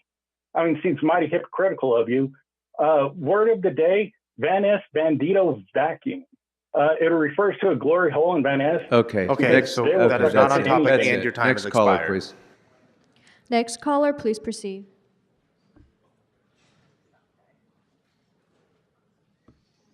All right, fuck you, Paul Krikorian. I will speak on the item and general public comment. So you have 1 minute for item number 13 and 1 minute for general. Please begin with the item.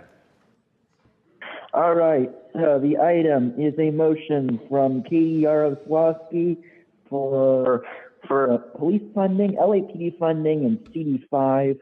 Fuck that. Don't give more money to the LAPD. Of course, since it's also CD5 from Yaroslavsky, I hope that none of this money is going to be used to attack, have LAPD come attack anti-genocide protesters, and then, create a campaign to claim that those anti-genocide protesters were anti-Semitic when they were protesting genocide and not not the existence of Jewish people. So no on police funding and CD5, especially if it's going to be used to attack anti-genocide protesters. Now let's go on to general public comment. Okay, you have 1 minute. All right, so today is the last day of the worst council president we've had, Paul Krikorian, who nobody likes at all. This has been a real disaster the last year. I mean, the last 2 years. And it's just every day. And today he began his meetings when he started by just absolutely losing his shit and yelling at people just nonstop for during the protest in the chamber. I mean, and the reason Paul was ever doing this was to defend and protect a bunch of racists, of which he is as well, a bunch of racists who work to gerrymander the redistricting process, compared a black child to a handbag. And that's Paul Krikorian. And we've seen a massive reduction in the ability to provide input. Just fuck you, Paul. Shout out to the DJ Krikorian guy. So your time is Next speaker. expired. Next speaker, please. Next speaker, please proceed. Yes, good morning. Thank you. Boy, what a day. This is great. Mr. Krikorian, for Which all the good items would you like to speak to? I thank you. Mr. Krikorian, for the things we disagreed upon. Okay, 1 minute for general public comment. Go ahead. Yes. Number 13 and number... Go ahead with public item comment. 13, and then you can move on to general public comment. Every district is roughly about the same size as Santa Clarita. So if an area like the 12th district, where we respect the police officers, where our councilman John Lee fights to make our community safe, we want to have that money, and we want it to go to the police department. So if the district that is representing today, and they're asking for that money, Yaroslavsky, they deserve it. Now, the rest of you, if you don't like it, don't come into the area. You know what? don't come in the area. But in the 12th district and with John Lee's leadership, we respect law and order. And John Lee and I are not friends. He's not going to do me any big favors. Okay, John, I need parking for Friday. Hopefully Smoking Scum will be there. So don't forget, I need parking. 5. Let's move on to general public comment. Okay, so you have 1 minute. Go ahead. Thank you, sir. Quickly to the young man from Smoking Scan who yesterday stood on topic and talked about the issues. I liked what you had to say, young man, and I hope we hear more from you. But for Smoking Scum, you guys call me every day, threaten me every day. Now you say you're going to be on Friday, and we're going to look and be able to see, Jason and that other knuckle PA head eye. Yeah, Candido, I'm sorry. What that group is talking among themselves is not within the jurisdiction of this council. Sir, it has to do with the city because we need to clean the city up before the Olympics. So hopefully those knuckleheads will be there. And to Mr. Herman, to disgrace the United States. So again, this is your last warning. Please stick to items, as opposed to responding to members of the public, please stick to items that are within the jurisdiction of the city. But this nation and this council stands on the bravery of Marines. And as someone who comes from a family who has served for over 100 years. Okay, Mr. Candido, your time has expired. All right, thank you. Next caller, please. Next caller, please proceed.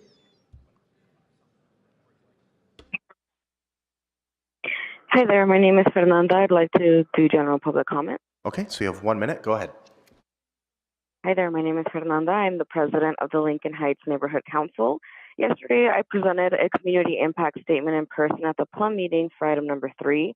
When the meeting was over, I was approached from behind and threatened by David Galaviz, the Senior Director of Community Relations for USC.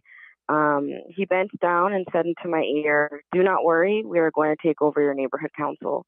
This is an unprovoked threat to a public elected official. David Galaviz is a paid USC representative that is supposed to be working with the community on community benefits, and I'm calling for his immediate resignation. I felt very unsafe and very targeted. His presence in our communities is only going to further perpetuate the harm that USC has caused. I do not take these threats lightly. This was frightening, belittling, and honestly a really triggering experience, and one that I did not ever expect when presenting at Chambers. I will be escalating this to the utmost degree. Nobody should be tolerant of threats and such tactics. So, Speaker, your time has expired. Thank you. Next caller, please. Next caller, please proceed. Caller with the unknown number, please press *6 to unmute yourself. Caller with the unknown number, this is your last opportunity to speak. Please press *6 to unmute. Okay, so we're going to have to move on to the next caller. Next caller, please proceed.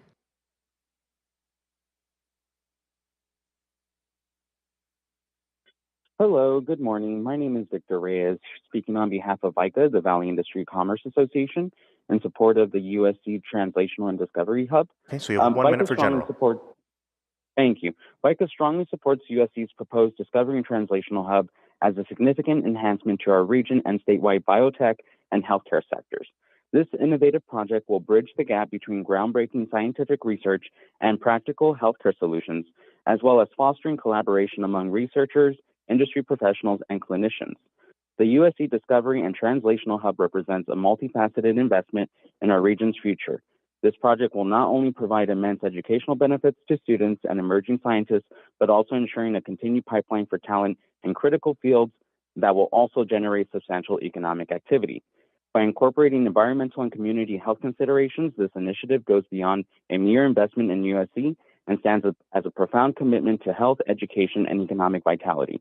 We urge the council to support this project for the benefit of the communities and advancement of our healthcare industry. Thank you. Okay, next speaker. Next speaker, please proceed. Hello, can you hear me? Yes, we can hear you. Which items would you like to speak to? Hi, my name's Estella with Gadfly Herald. I'd like to speak on all available items and general public comment, please. So you have 1 minute for item 13 and 1 minute for general public comment. Please begin with the item. Go ahead.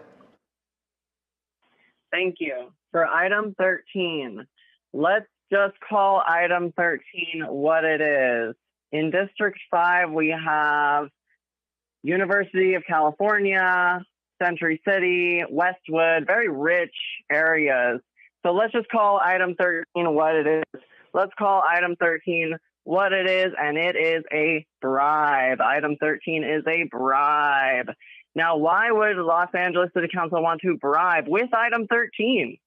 Why would they want to bribe the LAPD? Maybe because they're acting like tyrants in their council meetings and banishing the public for simply accessing their First Amendment right. Maybe item 13 is So a bribe. this is not related to item 13 specifically. You're welcome to continue during general. Excuse me? No, I am speaking about item 13. You're not going to interrupt me. I want my time back. Let's call it a bribe, item 13, so that they can bribe their constituents to look past their constitutional violation. Let's call item 13 a bribe to consolidate their LAPD force to have them have their back instead of the people who they are paid to protect. Let's call item 13 a bribe. Maybe you should put those LAPD officers on Figueroa Street. How about that? Okay, I'll go to general public comment. So please. you're already in your general public comment, but you can continue. No, I was on item 13, and you will give me my minute. Thank you. Now, doxing, Herman, doxing Mr. Spindler, that is illegal. We are all now witnesses of a crime, and if you vote yes on item 13, you will be voting for a bribe participating in that crime. Thank you for my time. God bless you. Have a beautiful day. Next caller, please proceed. Good morning. Can you hear me? I'm sorry, caller, are you there? Yeah. Can you hear me? Yes, we can hear you. Which items would you like to speak to? Item 13 in public comment. Okay, so you have 1 minute for the item and 1 minute for general. Please begin with the item. Go ahead. I just want to say thank you to Katie for presenting the item. Good idea to send funds over to LAPD to protect the community from some of the callers. Unfortunately, the rhetoric is turned up to high, and the protection for the community is needed. I'll go on to public comment. Okay, also, so you have 1 minute. A kind, gentle reminder, even though the vaccine mandate has ended, people are still getting terminated. This is highly unfair, and something should be done about that. You guys have the power to change that, to end all these border rights and all these civil processes, and you haven't done it. I encourage you to take action. Mr. Krikorian, thank you for your leadership. I may not have always agreed with the way you did things, but I respect the fact that you were doing the best you can with what you have at hand. Thank you. Thank you. We'll take one more caller. Next caller, please proceed. Well, the last caller. Oh, the last caller. This is Hurdy for Gertie. So which another items? Smoking Scheme doer.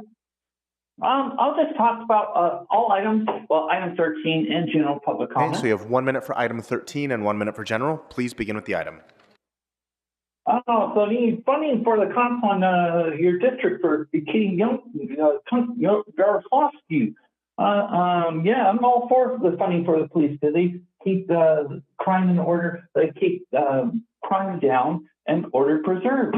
So that's a good reason to keep them funded for LAPD. Funded. Yeah, so I'm all for funding the LAPD, especially now when the district attorney does not prosecute or charge people for crimes. So there's a conflict right there. They're just chasing their tails around, arresting people, and the LA district attorney is not pressing charges on those that are committing the crime. So I would, instead of doing all the funding, I would go for addressing the root of the problem and getting rid of George Cascone as a... Okay, so general public comment? General public comment, yes. Hey, hit the road, Jack, and never come back no more. I'm sorry, Damon, spoke again. you get a copyright strike on that. But that's a great show to watch when you have the time now. Can you take Armenian Dictator? But yeah, goodbye, good riddance, and we'll have our city council or city hall and council back to the way it should be. And bravo to those that were defying the orders and causing problems for the city council today, because you don't represent us. It's no taxation without proper implementation. So yeah, if we want to implement taxes, want to put in taxes, there's got to be a proper implementation for those taxes. Where's that money going? Oh, it's just going to be spent here, there, everywhere, because you don't really. Caller, your time has expired. All right. Thank you for those insights. That will close public comment on all agenda items and close general public comment. With that, Mr. Clerk, I think we can go to item 13. That's correct, sir. All right. Oh, I'm sorry. Before we go to item 13, I apologize. I would like to recognize Councilmember Blumenfield for an announcement. Yes, thank you very much. All of us rely on interns in our offices to make our office go, both here in City Hall and in our districts. I have two of my district interns that are here today. I wanted to recognize them, and also keeping in the balance of Bruin and Trojan, I got one of each here. I wanted to recognize them because they've been working in the district office and are doing that. So Rayon is an intern in my district office. He's a recent sociology graduate from USC, preparing for the LSAT to pursue a law degree. He previously interned with SAGE and is focused on education outreach and advocacy in underdeveloped areas. Exili is a fourth-year political science student at UCLA, the Bruin, to keep the balance. And her experiences have shown her how important it is to use our voices in our community. Thank you both for continuing to intern, and I wanted to recognize you in front of everyone so folks can give them a hand. Thank you.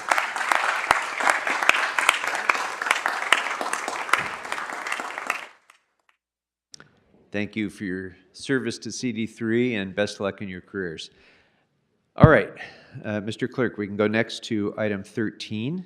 Yes, item 13 was called special by Councilmember Hernandez for a separate vote. All right. Do any members wish to be heard? Councilmember Hernandez, do you need to be heard? Any other members need to be heard on item 13? Seeing none, let's open the roll, close the roll, and tabulate the votes. 13 ayes, 2 noes. Very good. What's next before us, Mr. Clerk? Mr. President, Council has motions for posting and referral. Without objection, posted and referred. Next. The desk is clear. Very good. Members, are there any announcements?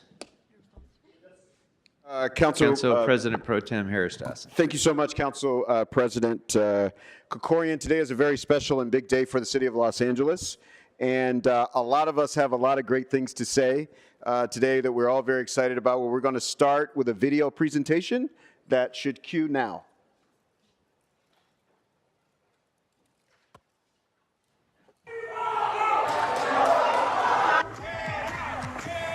This meeting is adjourned. Paul Krikorian, chosen unanimously by his colleagues on the council, new council president. You took the helm in a challenging time, and you navigated the council back to order and calm that has allowed the work of the city to move forward. And let me just say, that's an understatement. 13 votes for Councilmember Paul Krikorian. Congratulations. You have in a unanimous vote, and I gratefully yield the floor back to you. There have been a lot of accomplishments in this past year, but I think leading among them in my mind is the fact that this council has been able to really turn a page. Since then, we have 7 brand new members of the council, and these members have really hit the ground running and have been able to really demonstrate to the city how effectively this council can operate. So I couldn't be more pleased with the budget that we have produced together that will guide this city forward. We moved forward with the strongest tenant protection program that has ever happened in the history of the city and setting a national standard. Madam Clerk, if you could, on the long-awaited downtown community plan, let's open the roll. 13 ayes. Congratulations, everyone. And so I really want to applaud all of the members of this council in being able to get us to the point where we did something monumentally important for the city of Los Angeles today. We've already, for example, passed my motion to exempt affordable units from site plan review, which has already opened up, a wide variety of projects that could be expedited and get done much more quickly.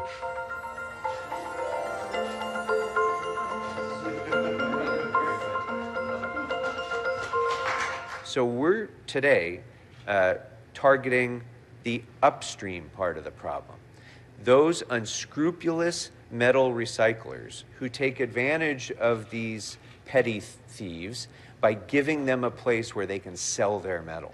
The arrests that have taken place, thanks to the work of this task force, should be sending a strong signal to people who want to try to make a quick buck by purchasing stolen metal. We're coming after you because we will not only be pursuing civil remedies, we will seek to shut your business down. I can't stress enough the historic vote that you're about to take, which will once and for all take redistricting completely out of the hands of this council and give it to citizens to decide who will represent them rather than having elected officials decide which citizens they want to represent. 13 ayes. We know that your legacy in this chamber will continue long after you have left it. So on behalf of the City of Los Angeles, its residents, and from me personally, thank you, Mr. President.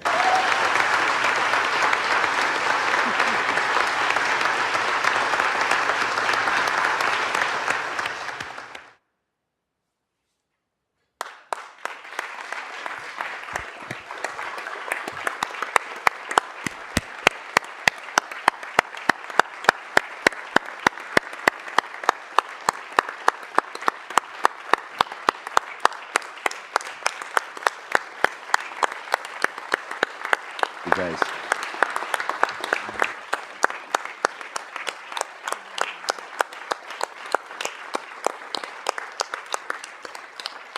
Thank you. Thank you so much, everybody. The video laid out the tremendous accomplishments of Council President Krikorian during his time as president of the council and as a member of the council, and the policy victories and the way the city has moved is well documented and will be a part of this city's history. When I was reflecting on the council president, I was reminded or brought back to the moment that was kind of like the moment we faced for different reasons in 2022. It reminded me when this city was going through the civil unrest of 1992. And that was sort of when I came to political life, and we watched what everyone did at that moment in history and how tough it was. And there were those who called big meetings and had big rallies and made big speeches, and some of us shook our fist at the sky or our fist at this other person, or were looking for someone to blame. And then there were the real community heroes. There was the shopkeeper or the pastor who got a broom and went out to the street and just started sweeping. And then they called on their next neighbor and says, "Can you sweep too?" Those are the people that helped rebuild the city and rebuild this community, and they did so quietly. And they did so with dignity, and they did so putting the city and the community first. And that's what I watched Paul Krikorian do, and the example I saw him set in 2022. Like any politician, Council President is capable of eloquent oratorical flourishes in a spirited way. If you've ever heard his speech about fireworks on the 4th of July, you know he can bring the heat. But he didn't use that opportunity to do that. He didn't use the opportunity to bring attention to himself or to make a spectacle. He just brick by brick, relationship by relationship, phone call by phone call, meeting by meeting, did the work to put the city back together again. And I believe this city owes you an eternal spirit of gratitude. And you will be remembered as long as there's a city called Los Angeles. on the west coast of the North American continent for what you did for this council. And so from the bottom of my heart and on behalf of all my constituents, and I think all of my colleagues on the council, thank you so much, Paul Krikorian. Thank you very much. Councilmember Blumenfield. Thank you. I want to add to what Marquise is saying. I mean, you and I go back a long way, Paul. We first started serving together back in 2008 when I was elected, and you were already in the assembly. You were then thrown into the budget world back then when we were locked into chambers for 48 hours in the big crisis of the moment. And you've carried that mantle forward, being the budget chair here, doing the work, as Marquise says, carefully doing the work every day. But you're someone who has done the work in a way that you have these values that are, you're firm in your values, but you have the flexibility to make policy and to work with others to get things done. It's something I have tremendous respect for. As council president, you've known that it's not about I, it's about we. And that's something that distinguishes you as an effective leader, knowing that when we go to a forum or something, you can always count on Council President Krikorian to recognize his council members that are there. That's what a leader does. A leader is putting forward the team, and you have been a leader in so many ways. And I've seen you. We've traveled to Armenia together. We've worked on so many projects, environmental projects, both in the legislature and here in council. And then as council president, I was honored when you chose me to be the assistant pro tem, working with you closely on many issues. And at a time when, as Mr. Harris Dawson mentioned, we were in dire straits as a city. I mean, this city was really being torn apart. And we needed someone to be a healer. We needed someone to come in, sweep up, and say, let's just get to business. Someone who wears a tie every day, because Paul always is clear about wearing a tie every day. But it's not so much the tie, but that's symbolic of the fact, I'm sorry, Hugo, you're not wearing the tie, but it's okay. You don't have to, but the point, Paul, it's symbolic of the fact that you believe in decorum, you have a clear sense of how things should be done and how you want to model the behavior and get it done. And you have been doing that brilliantly. So I'm just, it's always sad good things come to an end, and your council presidency is at its sunset at the moment. But we will move forward as a council because of your leadership. We'll always think, what would Paul do? That'll always be in our mind. But I also wanted to today, with great pride, mention two things that we are doing as a council. We're moving forward to rename 2 cherished spaces in our community to honor Councilmember Paul Krikorian. One is the Victory Valley Child Care Center, which will now be known as the Council President Paul Krikorian Child Care Center.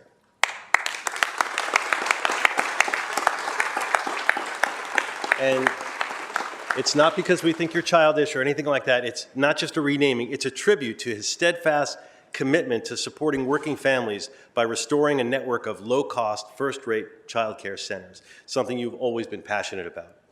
Similarly, the Valley Plaza Sports Field, fields that have been transformed under his leadership, will now be known as the Council President Paul Krikorian Soccer Fields.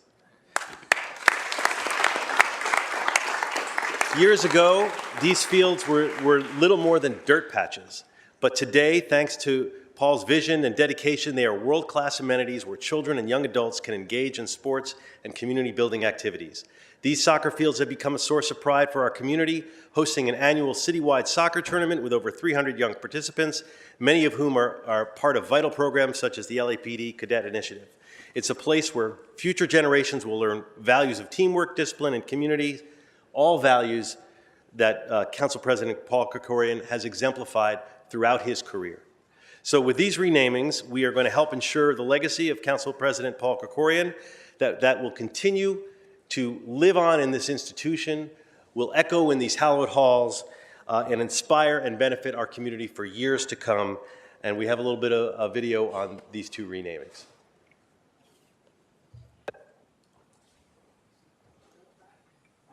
One of my biggest priorities has been to restore our child care facilities and also to reinvest in our parks to make them the kinds of assets for our neighborhoods that people need and that people can be proud of. And very important, we set aside another $20 million to be able to reopen child care facilities just like this one, which had been closed for more than a decade. And very soon, this is going to be open again, the first restored child care facility in the city of Los Angeles. Leader on me, leader on three. 1, 2, 3.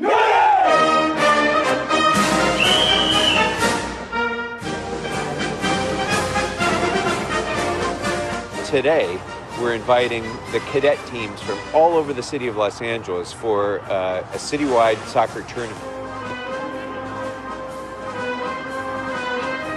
Because when I started, it was a place that, gangs had taken over. It was a place where there was no place really for kids to play. The soccer fields here were nothing but dust, dirt, and gravel. We even have some of the gang members who used to be causing trouble in this park are now bringing their kids to this park to enjoy.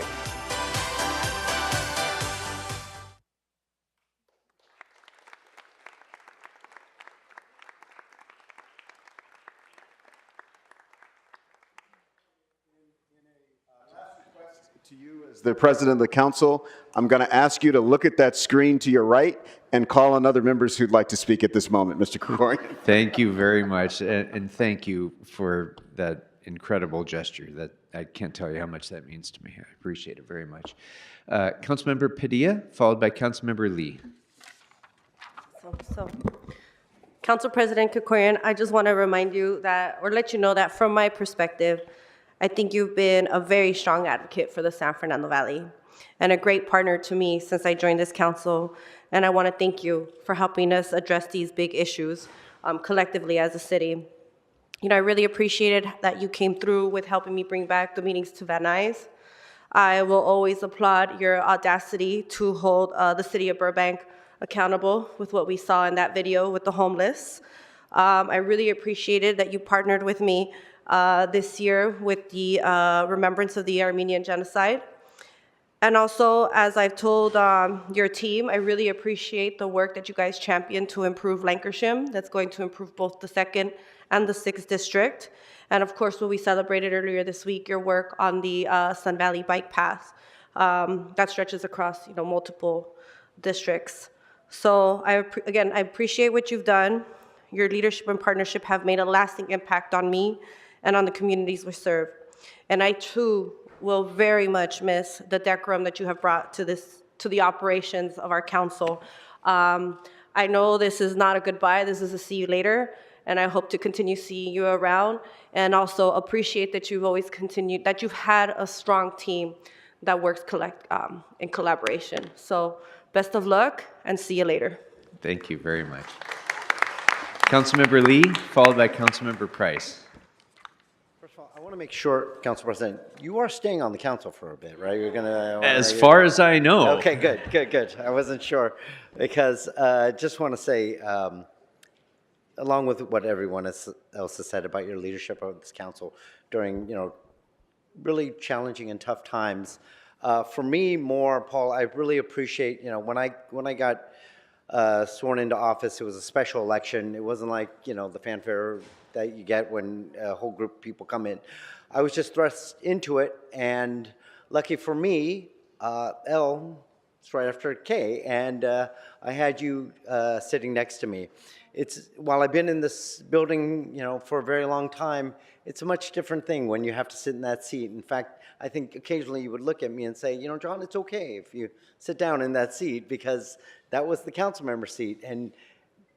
But as I got more comfortable on this council, I had a front row view to watching you speak very passionately about the issues that you care about. And I think one time I even mentioned to you, I said, when I grow up, I want to be Paul Krikorian. You know, when I grew up as a councilman, I want to be Paul Krikorian because the thoughtfulness that you put towards the subjects you talk about, the passion that you show, but it's just the eloquence in which you speak on it. I learned so much from that, and I appreciated that time, minus the time we were on Zoom and COVID.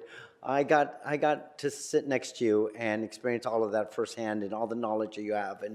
But you know, I think all of us, when we want to learn more about this building, and everyone really appreciates that video, that history that you did on that video you put together about the history of this building.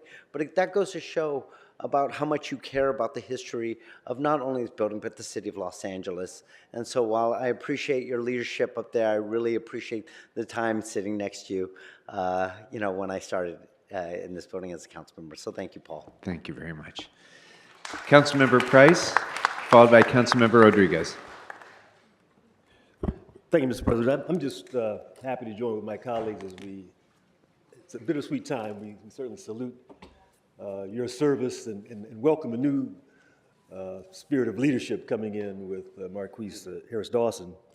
But I guess Bob and Kevin and I had the benefit of appreciating your skills as a consensus builder, as a budget chair in our time in Sacramento during those troubling years, 08, 09, 10. We had those troubling budgets. I think you may recall them. We had some massive cuts, legendary cuts. We cut the car allowances. We cut other benefits. You know, and it was really an opportunity to see how you worked under pressure, under stress.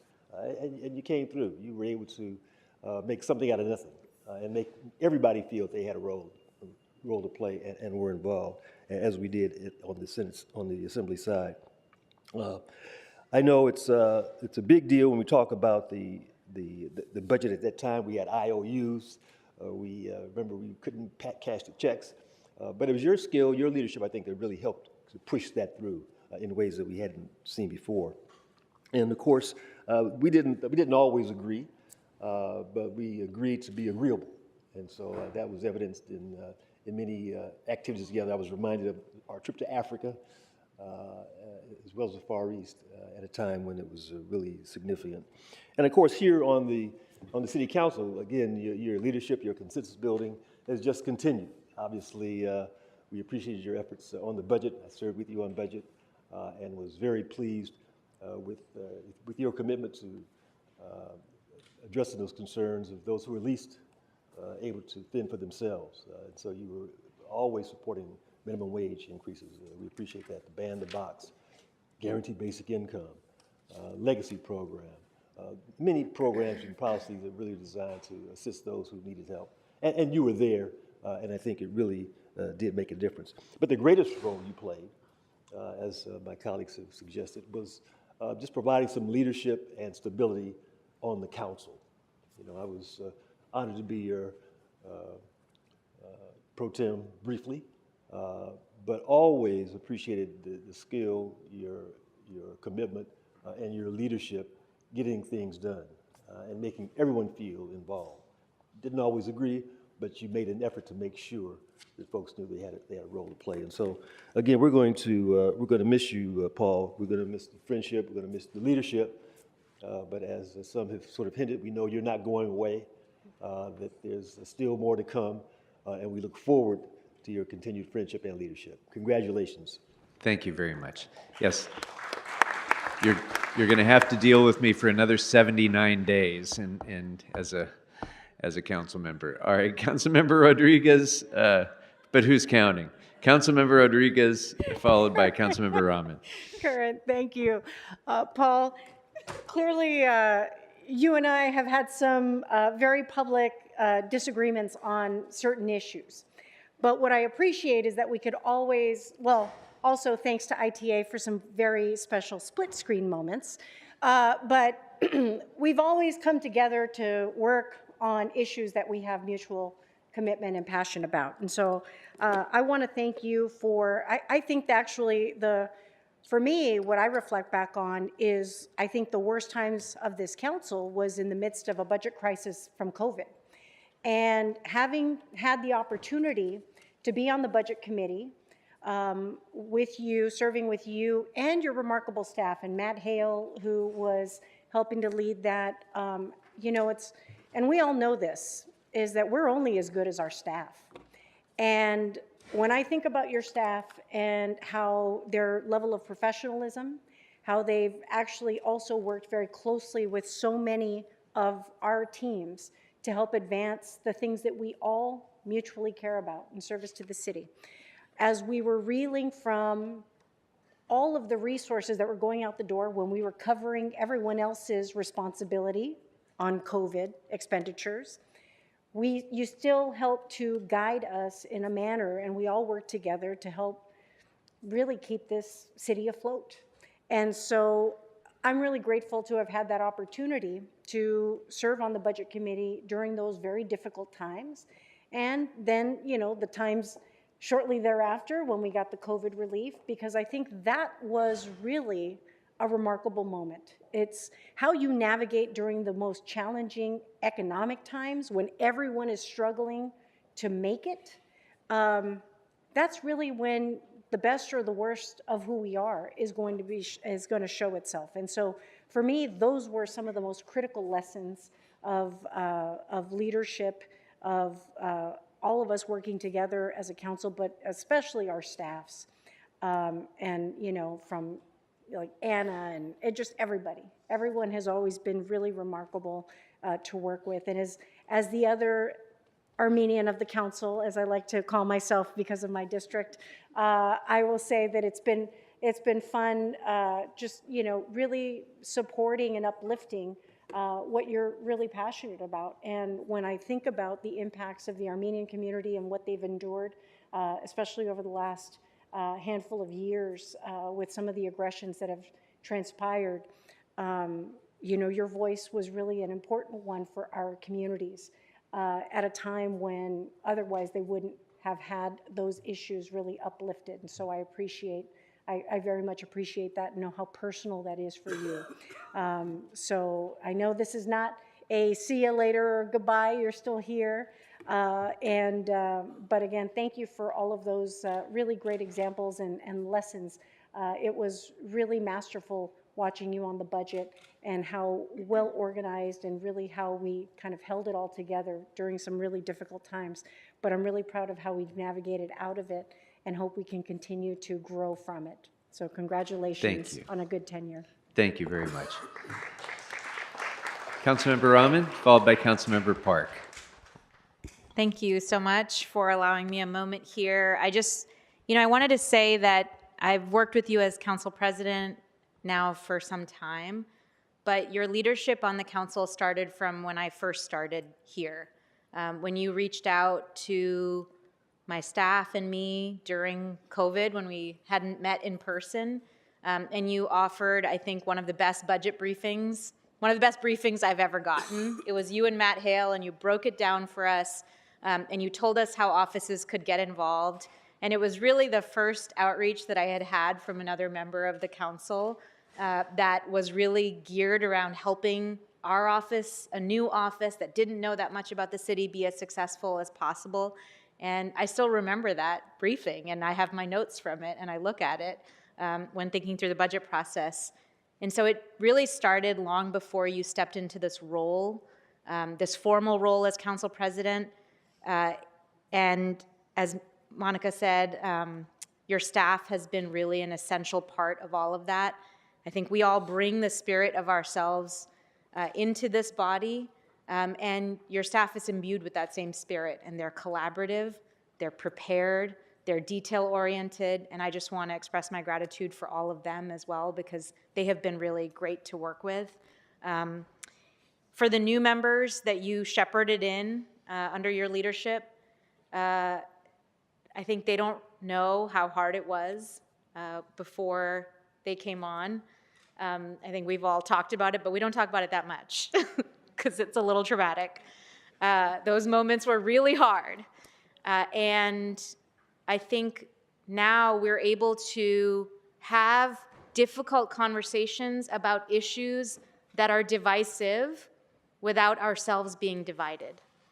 And that spirit of unity in having those conversations and still leaving this room and being able to collaborate on issues, that comes from the president's seat. So I want to thank you for that.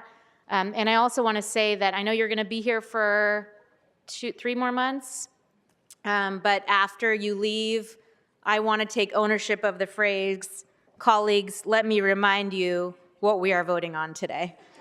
So, thank you. Thank you very much.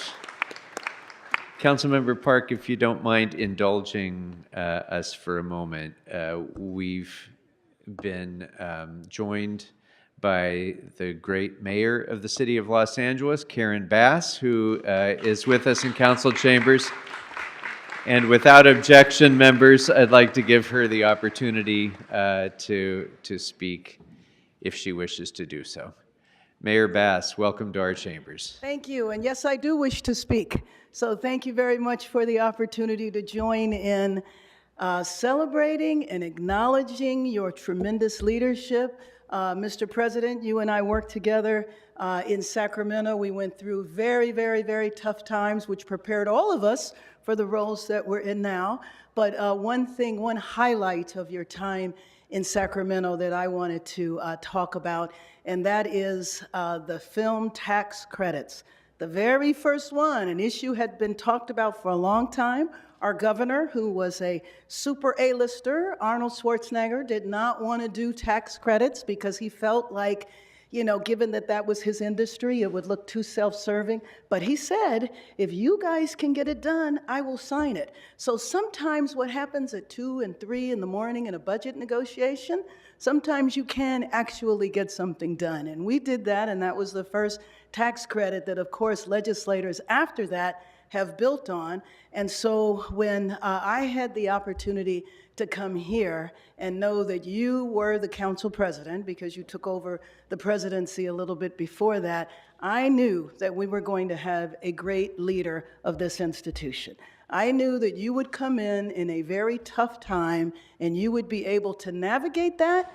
And boy, did we all see that on display. It was an interesting time when I first came here in December of, can't believe it's going to be 2 years ago, and what was happening in council chamber, and even struggling to have a council meeting when you moved from online to in person, and you were able to navigate that. You were able to get city business done. And I just want to join in and celebrate your time here in City Council, your full time here, but especially your leadership. And I look forward to the future and finding new ways to work with you, because your accomplishments have been tremendous. You helped us get started with our emergency declaration, with Inside Safe, with moving people off the street, building on the work that the council had been doing for years. And I look forward to see what you will be doing in the future. But thank you so much for your service, and more important, for your friendship, especially as we prepare to go into some other very challenging times in our city. Thank you, Paul Krikorian, President of the City Council. Thank you very much, Mayor Bass. Thank you, Mayor Bass. We're honored to have you with us, and thank you for the great partnership you've shown even before day one in office with this council. We've not only locked arms, we really have turned a page together, and we're grateful to you for your leadership as well. Thank you so much. Councilmember Park, followed by Councilmember Hernandez. Really unfair to make me go directly after our incredible mayor. But President Krikorian, I just wanted to rise today and say that you have done such an incredible job leading this council through some very dark times into a new era with 7 brand new members, the most diverse council that we've ever seen. You have spearheaded us through some really hard decisions in our districts as a city and even beyond. I really appreciate how thoughtful you were in assigning us to committees that aligned with our interests and our skill sets, and you've always been there as a sounding board and a mentor. I have really admired your efforts to balance competing interests, individual needs, unique differences between our council districts, and of course, the occasional noisy political dispute. You've done this with grace and transparency and fairness. I have learned so much from you about our city, about how things work here at City Hall, how to navigate tricky political challenges, and how to treat people with respect, even in disagreement. So thank you for all of that, and thank you for treating me as a new member, as a valued partner and a colleague. It really made my own transition into this overwhelming new role much easier. There is no question that the City of Los Angeles is better off because of your years of service, and there is no question that this council is better off because of your leadership. Thank you so much, President Krikorian. Thank you very much. Councilmember Hernandez, followed by Councilmember Hutt. Thank you, Council President.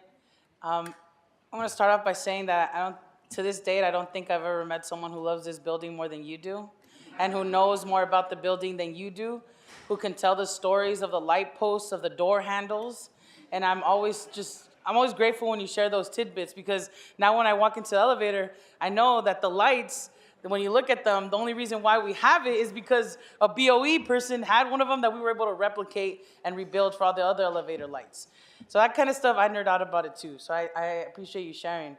And I know that you came in a time that was very tumultuous, and where there was a lot of trepidation about myself and other colleagues coming on board on, people thought that we were crazy, that, all sorts of things, they were scared. But you led us in a way that allowed us to stand for what we believe in, for democracy to continue, for conversations to happen. There are conversations that have happened in this chamber under your leadership that have never happened before because you allowed it to happen. So I'm grateful for that space, the opportunity to represent my community to the fullest possible way that I can, and for your expertise in helping me also navigate how to put motions forward, and particular motions to help our district get through crises. So I appreciate that and all the opportunities you've given us. I look forward to see what the next steps are you're going to take in your leadership.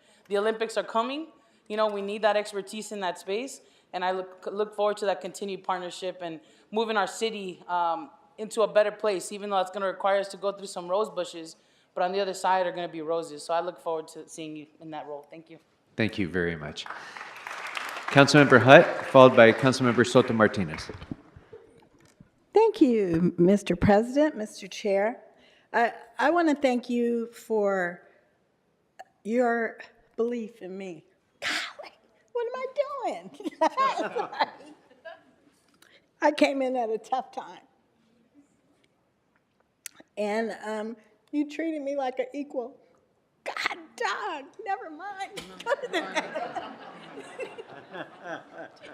Councilmember Hutt, would you like us to hold the matter on the desk? I got it. I just want to look at you. I look over there. Your leadership has been incredible, thoughtful, compassionate. You have an understanding of cultural competency that I haven't seen in a leader before. I certainly am grateful for your open door policy and your team that spends time talking to our team so that we have a greater understanding of direction and leadership. I also want to say that not only did Paul trust me to be a voting member, but he trusted me to ride on a float down King Boulevard in the King Parade. In his first year, he was holding on like this, like, oh my God, you know how much longer. And his second year, he was actually dancing. And so what I learned is that Paul likes music and he likes to have a good time too. So it's a good balance in a leader when you see that, you understand the construct, but you also understand that you have to balance it of being social and having fun. I want to thank you for trusting me and for your leadership. Gosh. Thank you. Sorry. Thank you very much. Councilmember Soto Martinez, followed by Councilmember McCosker. Thank you so much, Council President. I want to sort of echo a few of the things that were said, and sort of from my own perspective. A lot of folks talk about the tense history of this council, the relationships, and some of us were here days after what happened in Los Angeles, and got a little flavor of it. And the thing that I think about a lot is what's happening on the national scale. People not having trust in government, divisiveness, and that also, and so I knew I was coming into that, and I think a few of us knew we were coming into that. But it definitely had a paradigm shift with something so simple as having a tour of this building. And a few of us, and I've mentioned it, but what you did is give it a lot more color, a lot more detail. You carried yourself in a very dignified way, very stately way, and kind of a little bit of grandpa vibes. I gotta say, a little bit. But that was what I needed to have in that moment. Someone that I could look to sort of as a father figure in this space, and it really, to me, I felt the weight of the responsibility that I was coming into, because I've been used to being on the other side, and pushing and being an activist. But coming here, it felt very different. It felt like we needed to heal the wounds of the city, that we needed to be an example for the nation of how we can have disagreements but not dislike each other. We can push for a bold agenda but not push away each other. And so I want to give you a ton of credit for doing that and having that kind of leadership. And just for the record, my staff have asked me to ask you for that tour for themselves. They've heard of it, they want to be a part of it, and I think, I really hope someone takes that mantle, because I think as members come in, we need to have someone that is going to fill this hole, this leadership that I think you're going to be departing, hopefully not from the city, but certainly from this space. And I want to continue to be an ally with you on issues that affect the Armenian community, someone who has Little Armenia and feels in solidarity with working people, the oppressed. I hope I can continue to be a partner with you on that. And I look forward to the next 79 days, but I know it's not the end of Council President Krikorian, and I look forward to the future as well. Thank you. Thank you very much. And we're scheduling that tour right now, actually. For the next 79 days, I'm much more readily available for anybody who'd like it. Councilmember McCosker, followed by Councilmember Yaroslavsky. Paul, thank you, Ugo. That was beautifully said. I agree with all of that, except for the father figure part. Don't worry, I'm not going to call you my father. We go, maybe younger brother. I was thinking how far we go back. I don't know if you remember this, but a mutual friend invited me to a USC football game, and I think it was Wally who introduced us in the late 90s. And we've managed to overcome the fact that you were wearing the wrong colors to that game, and Notre Dame lost 10-0. But we've been through a lot. Sign of justice in the universe. Yeah, that's right. Like many of the freshmen, like the freshmen here, I didn't live through sort of how traumatic some of it was before we came aboard. We got a sense of it from our first couple of meetings, but we didn't live through it. And so I can't fully appreciate how much you have brought to this body and stability and dignity and the ability to move forward. But I will say that when people ask me about your leadership and ask me about you, which happens from time to time, believe it or not, I say something to them that I should say to you, to your face. I say, I think he was absolutely the right person in the right position, in the right place, in an important time in city history. And there's a couple of folks that I've worked with over the years that I say that about. And so I hold you in very, very high regard. I felt the same way. You all probably know how deeply I care for Jim Hahn. I thought he was the right guy at the right time, the right medicine, went through a lot of pain and anguish to set the city straight.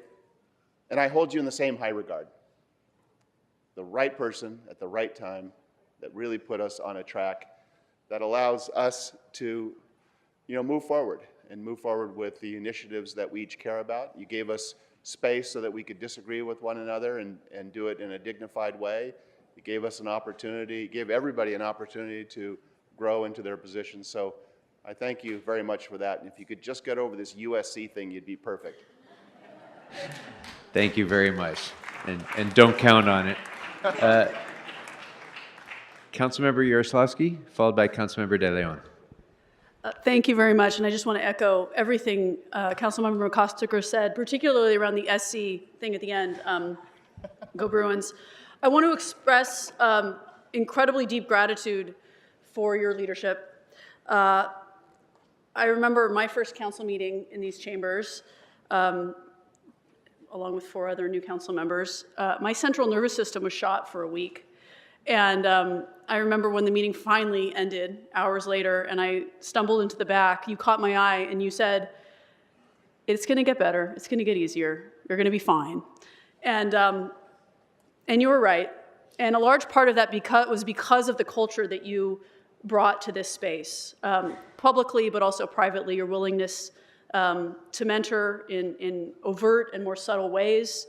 I really appreciate your focus on problem solving and compromise and not dying on every hill and teaching us all that compromise and problem solving don't have to be dirty words. And I think we got a lot more done because of that. And your willingness to do that compromise work in public and have those conversations happen, even if they were a little bit messy, and then help bring us all back together at the end, was something that I've learned an incredible amount from you. So I want to thank you for your service, for always being the adult in every room, for always knowing something about this building that I also steal and then pass along as if I knew it myself. And most importantly, for setting a really strong foundation for this body as we move forward on behalf of our constituents in the city. So thank you very much. Thank you. Councilmember De Leon. Thank you very much, Mr. President, as well as colleagues. Paul, you are what I would say, you're an institutionalist. And that's a good thing. That's a very good thing. An institutionalist understands and knows the rules, the history, the culture. They know the nooks and crannies and understanding. Because he or she who understands the rules positions himself or herself to great success. And when you are in a position of power to lead, that's a different dynamic altogether, because titles come and go. Folks are bestowed with titles endlessly, but to have a skill set or to grow into that skill set is something dramatically different. Now, ultimately, at the end of the day, I have no idea if leadership is innate or if it's culture. We learn and we grow with the position, with the title. There are a lot of folks who have had positions of leadership and titles. Doesn't necessarily mean that their behaviors or that their practices have been commensurate with the title itself. Now, you came from Sacramento originally.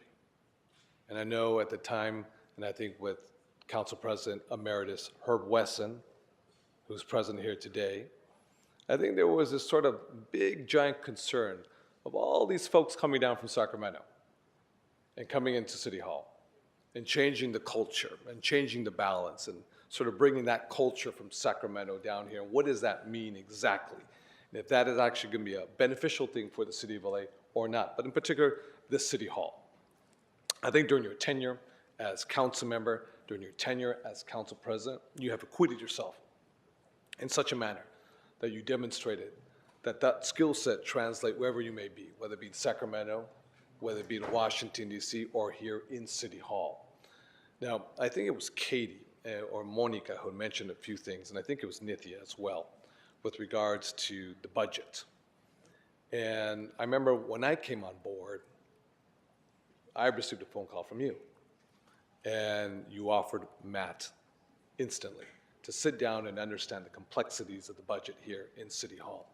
And that was a great benefit to both me and my team. He's hiding behind that column right over there, right in between those curtains. Come on out so we can see you, Matt, right there. And that was a big benefit to me. And I can't underscore, and I think Monica mentioned it, one of the biggest crises that we had, no doubt about it, was the profound structural deficit because of COVID. Short of federal dollars coming in, short of state dollars coming in, and having to negotiate that, the end result would have been, and this is no understatement, nor is it hyperbole, it would have been catastrophic for the city. And oftentimes, what takes place in the Budget Committee and behind the scenes, and oftentimes the larger legislative body, as well as the larger, city of LA, are unaware of the difficult and painful decisions that are being made, because that budget meant life and death to a lot of folks. And you navigated it very adroitly, very astutely. It's really important to understand that, because a lot of folks are sort of isolated from those very difficult decision makings that are happening behind the scenes. And again, short of all of those dollars coming in from the feds and the state, it would have been catastrophic. And you did so in a manner that, as Madam Mayor had just mentioned a few moments ago, what you had endured, what we endured collectively, the trauma up in Sacramento, aided your skill set here in Los Angeles. Whoever thought we would have had a global pandemic that would impact LA in such a manner. So I want to thank you, and I want to recognize you as well as your staff member. I want to thank you for your leadership. I want to thank you for your humanity as well. I want to thank you for the meetings that we had together, both in San Fernando Valley, here, behind chambers, the phone calls that we had. From my heart, the humanity, I can't express enough how much I appreciate you as a human being. I know that your next chapter, wherever it may be, will be there with you. You make that decision right there. And I think that perhaps one thing for sure is that maybe you'll be the next Huell Hauser, of City Hall, and provide us all of the tours necessary. You could have given the governor-elect of Puebla a personal tour, by the way, and we can call him back to the City Hall chambers if you'll give him that tour. With that, gracias, amigo. Thank you, Paul Krikorian. Appreciate you. Thank you very much. Thank you. I would like to take a moment to recognize also that we are joined by the City Attorney of Los Angeles, Heidi Feldstein Soto, who's here. And I can't see that far, but I'm told that Council President Herb Wesson is here as well. There he is. Okay, so welcome home, Herb. It's good to have you here. Members, I just really, I can't thank you enough for those kind words, and I think those of you who know me well know I don't go in for, a lot of hoopla. And Herb taught me, don't speak unless you have something to say, and it's going to make a difference. Otherwise, you don't need to talk. But I do want to just, first of all, express my deep gratitude to all of you. When I was elected council president, it wasn't a time to set out a big policy agenda. Like when Herb became president, he said, here's what we're going to do in the next 2 years. And we set about doing that.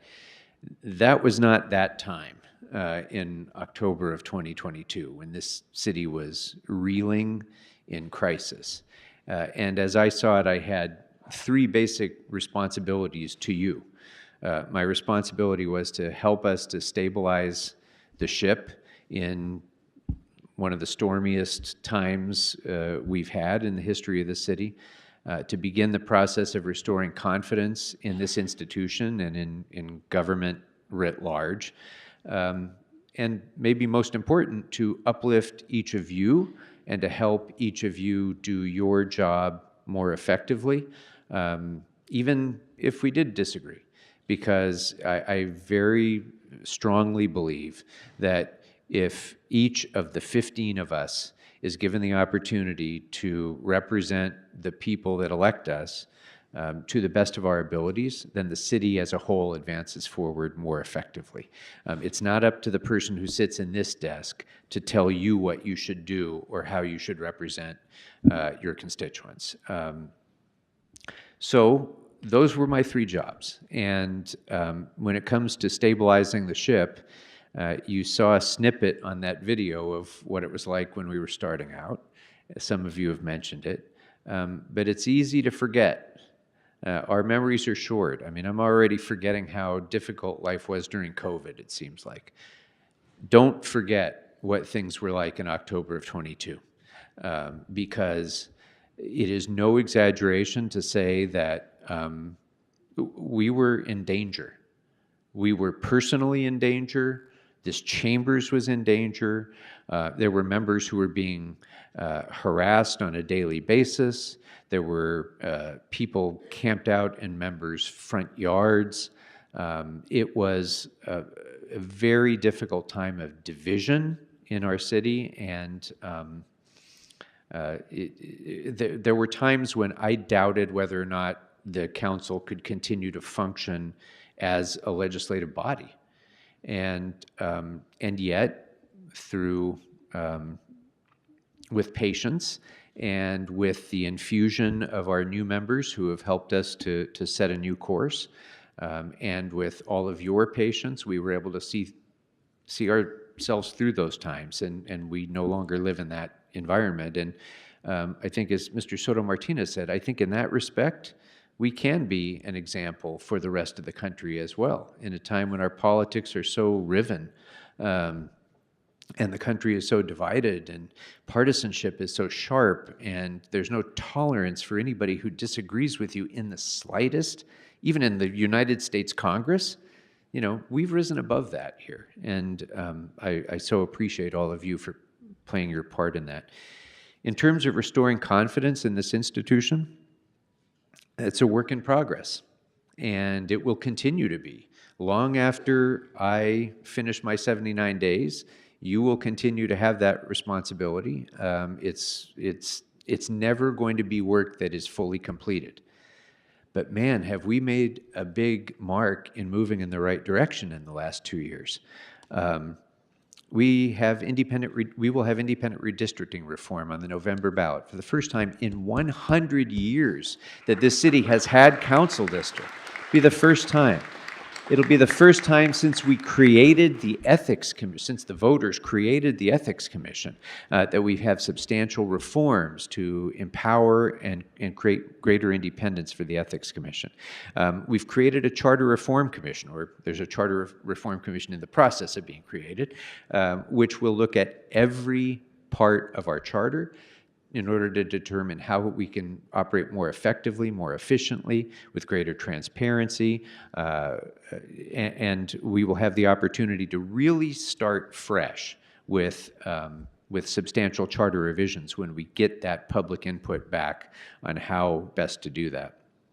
Those are really substantial steps forward, and there's many more, but those are just some examples of how we have started to move forward in making this a body that the public can count on. And I'm grateful to each of you for that.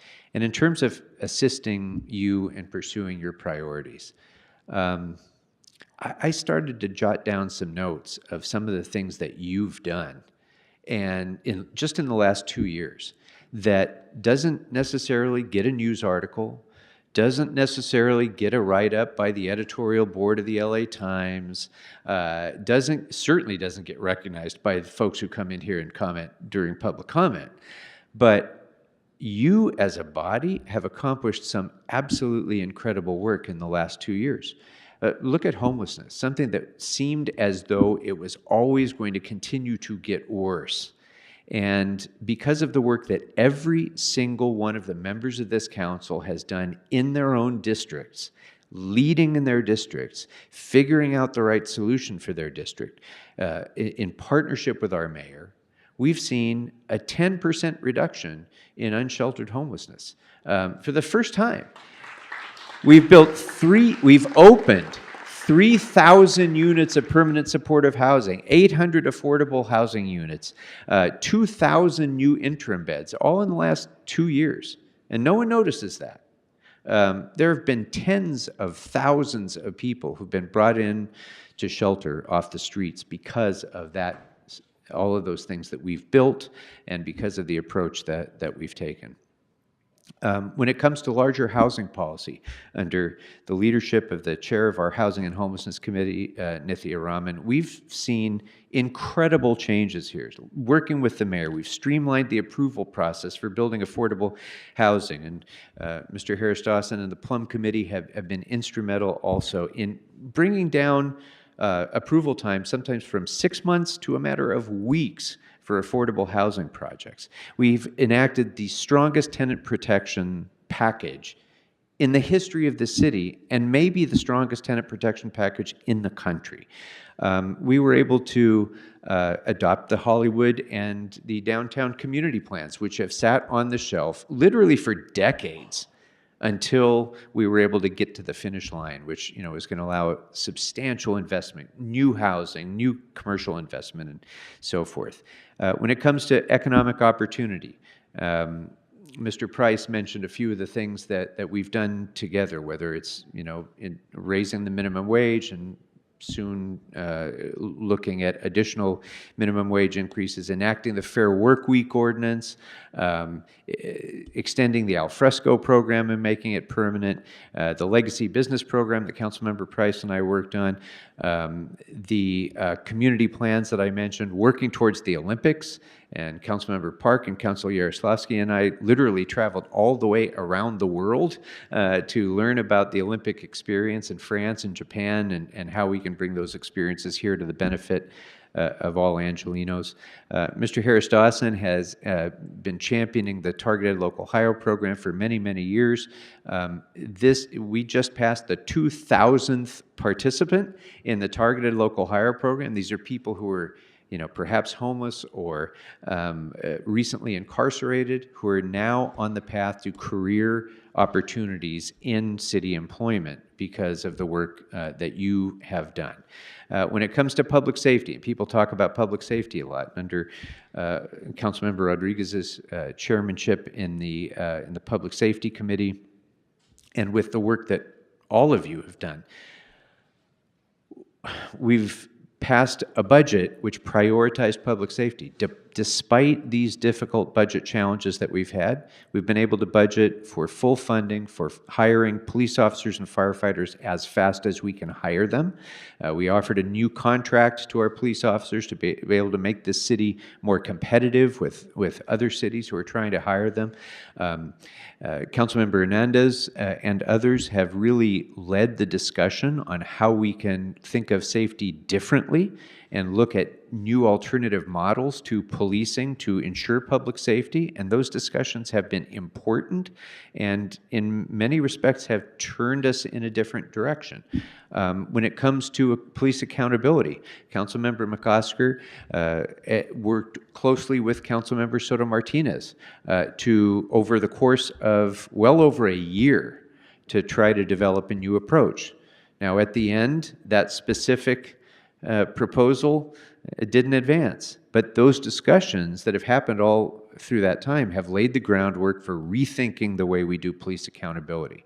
And that comes from two different perspectives that are producing really important, detailed, thoughtful approaches to how we do that. And that's what this body should be about. I don't want to go on too long with this, but there's a lot of stuff. Infrastructure that we have. We now have speed humps and speed tables that are being built around every elementary school in the city of Los Angeles, thanks to the work that we've done that was shepherded through the Transportation Committee by Chair Heather Hutt, which is going to keep kids safer and save lives throughout Los Angeles. We have the Sidewalk and Transit Amenities Program that John Lee and Bob Blumenfield and Councilmember Rahman and others have worked on to try to bring bus amenities to people who are using transit, to bring shade throughout our city. It's really an important way to get people onto transit. Councilmember De Leon and I have worked on metal theft to try to preserve, and Councilmember Lee has also been instrumental in trying to protect our public infrastructure from the thieves who are ripping it apart. When it comes to the environment, under Councilmember Yaroslavsky's leadership of our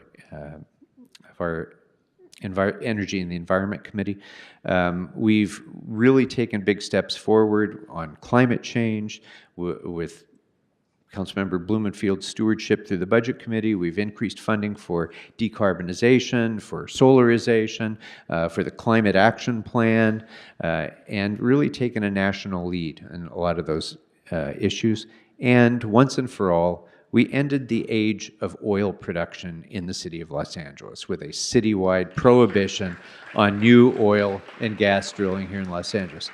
Now, again, we've had a setback there with the recent court decision, but I'm confident Governor Newsom is going to sign legislation to ensure that we're going to be able to continue to regulate the oil and gas industry here. I could go on, and I will probably in other venues.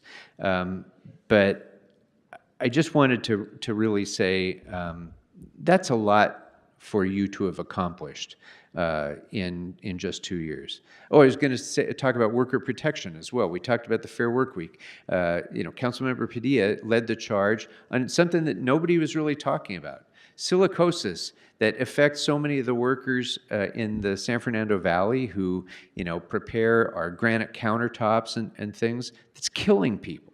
And Councilmember Padilla and Councilmember Rodriguez, raised this issue to the fore, and now we're leading the country and starting to really get a grip on that.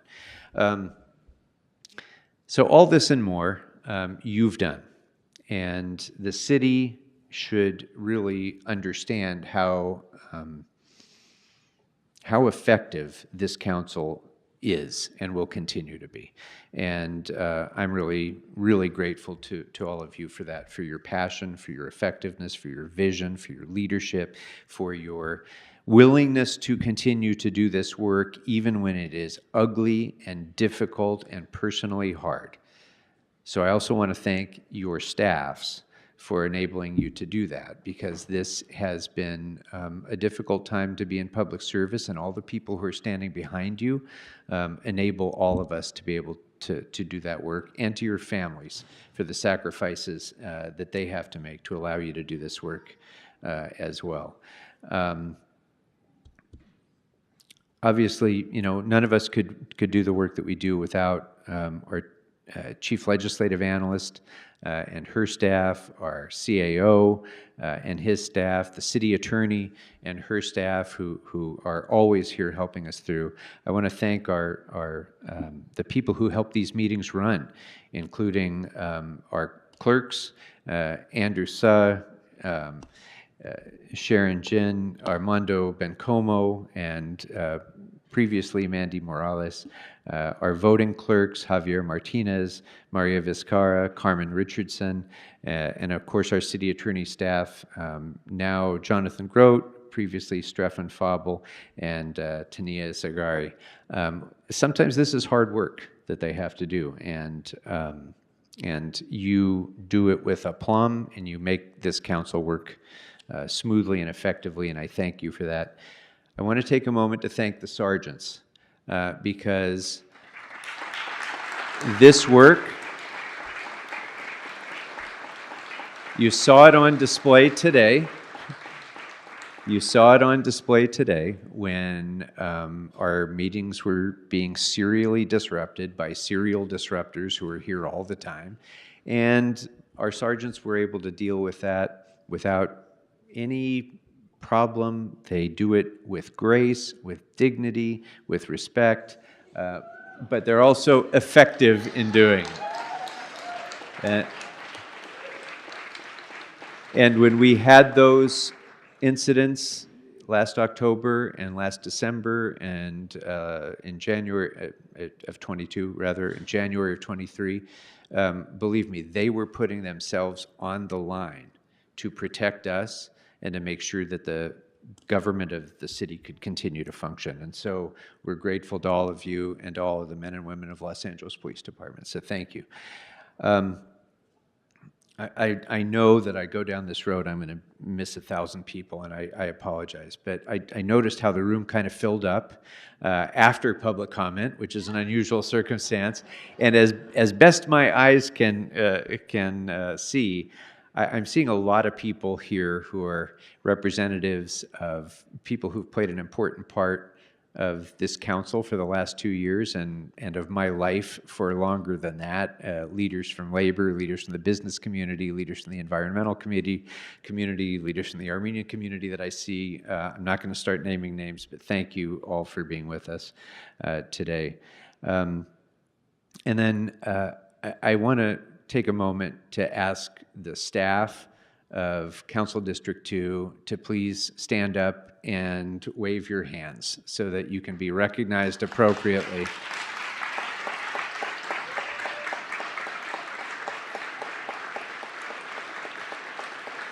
You know,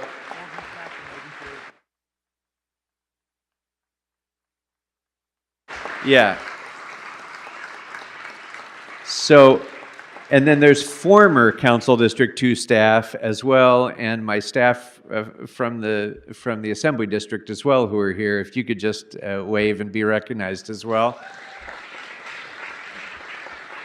So look, nobody tells you this really, but when you become council president, you have a lot more stuff for staff to do, and you don't get any extra staff. So, Mr. Harris-Dawson, sorry about it. You don't get any extra staff for this. So that means, you know, when I got this job, every one of these folks had to all of a sudden significantly increase their workload and on a moment's notice, because this came out of nowhere. And so to all of my staff, I hope you noticed that a number of members of this council specifically recognized you, and that's because you do extraordinary work, not only for me and our constituents, but for the entire city of Los Angeles. So I'm deeply, deeply grateful to each and every one of you. Thank you very much. And then I'm going to close this really briefly because I know she'll kill me, but I also do want to recognize that I couldn't do any of this work. I couldn't do the work for the next 79 days. I couldn't do the work as council president. I couldn't have done the work as assembly member or anything else without the support and guidance and love that I've received from my wife, Tamar, for the last quarter of a century almost. Tamar, thank you.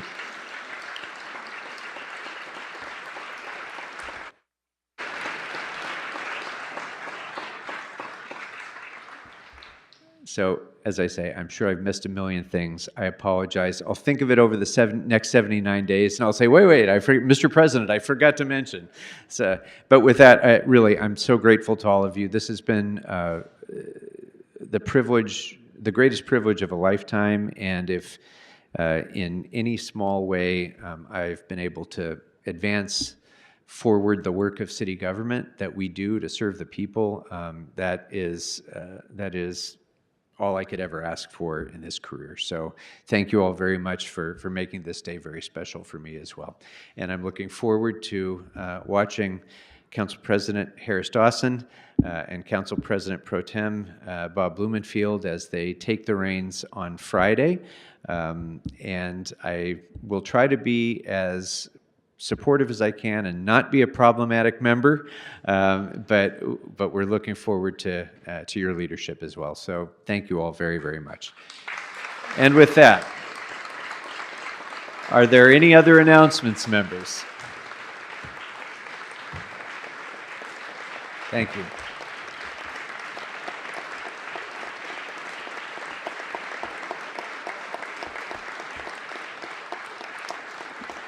Thank you all very much. Are there any motions for adjournment? Seeing none, members, go forth and serve the city well. One moment. Oh, I'm sorry. We do have a motion for adjournment. So, Councilmember Padilla, and all of you can just stay standing, please, as we have a motion for adjournment. Councilmember Padilla. Is everybody here? Hello, everyone. Today I ask that we adjourn in the loving memory of Don Cesar H. Huerta. Born April 9th, 1960 in Guadalajara, Jalisco, Mexico, Don Cesar was a beloved husband, father, grandfather, and dedicated civil servant. Don Cesar graduated from San Fernando High School in 1979, and he also met his wife Tere at LA Valley College, and together they built a strong, loving family over their 39-year partnership. He was a devoted father to Cesar, Elise, and Julia, and beloved grandfather to Emiliano.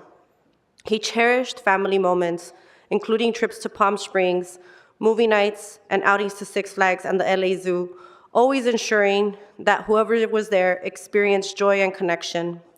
He also had a special bond with his family dog, Solo, who Don Cesar affectionately referred to as Pediche, for always begging him for snacks at the dining table.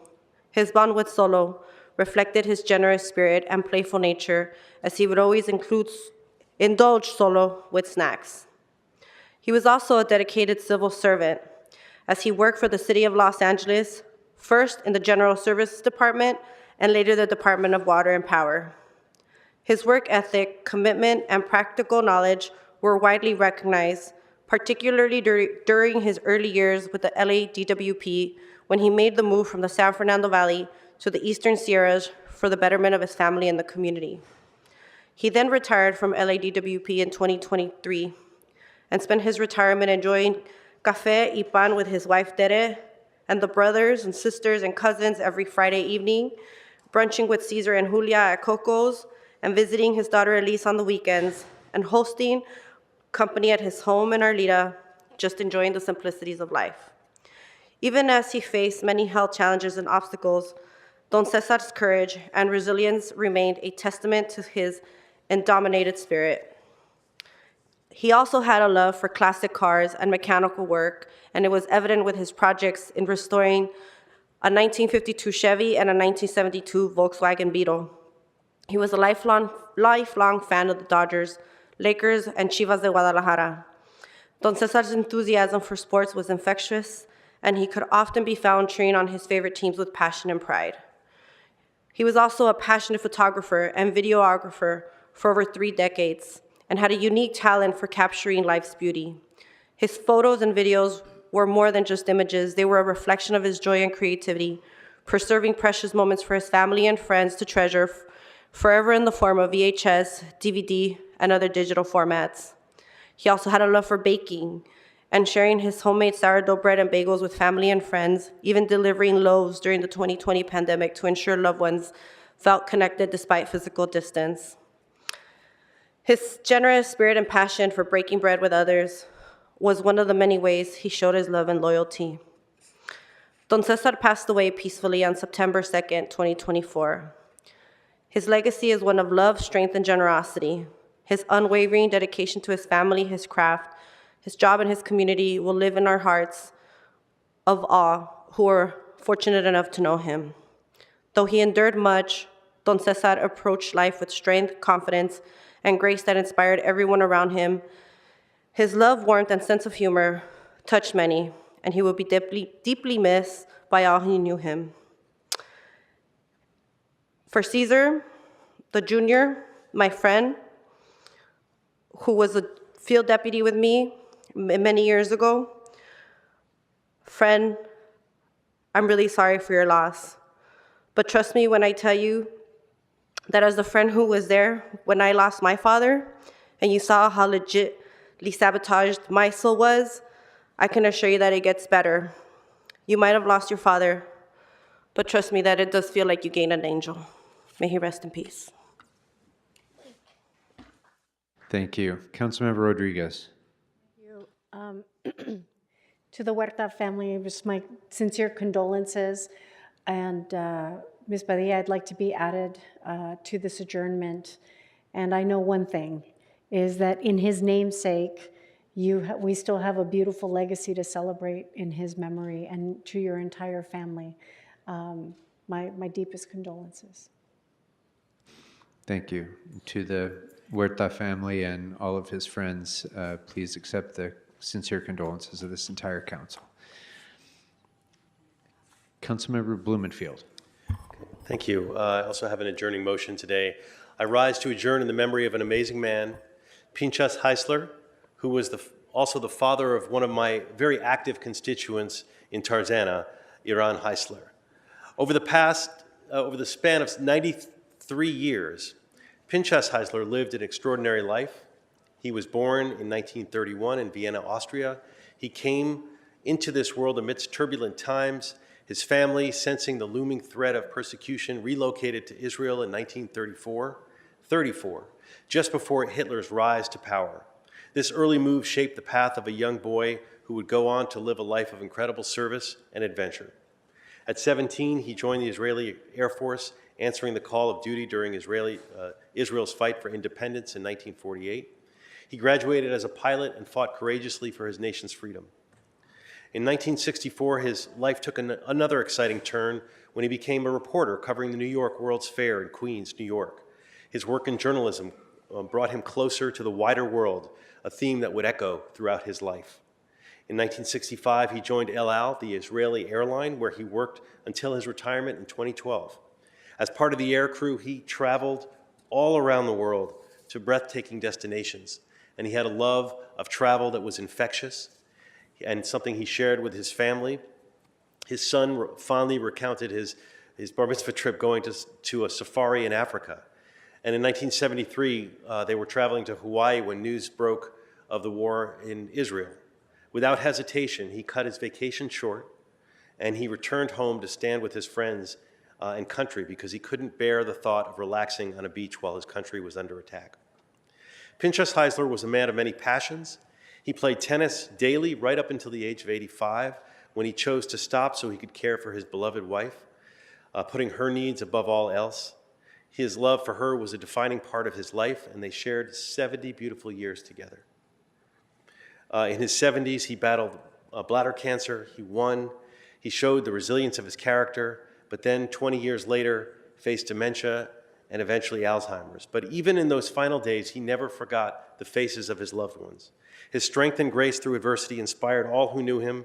He was always proud of his family, particularly his children. He took great joy in seeing his son, Iran, volunteer and contribute to the Tarzana community and beyond, something he encouraged all of his children to do. He loved in Tarzana going to savor his favorite cabbage soup at Mort's Deli and share stories with those he loved. He lived a life of service, love, and unwavering dedication. We will forever cherish his memory. May Pinchas Heisler rest in peace. Thank you.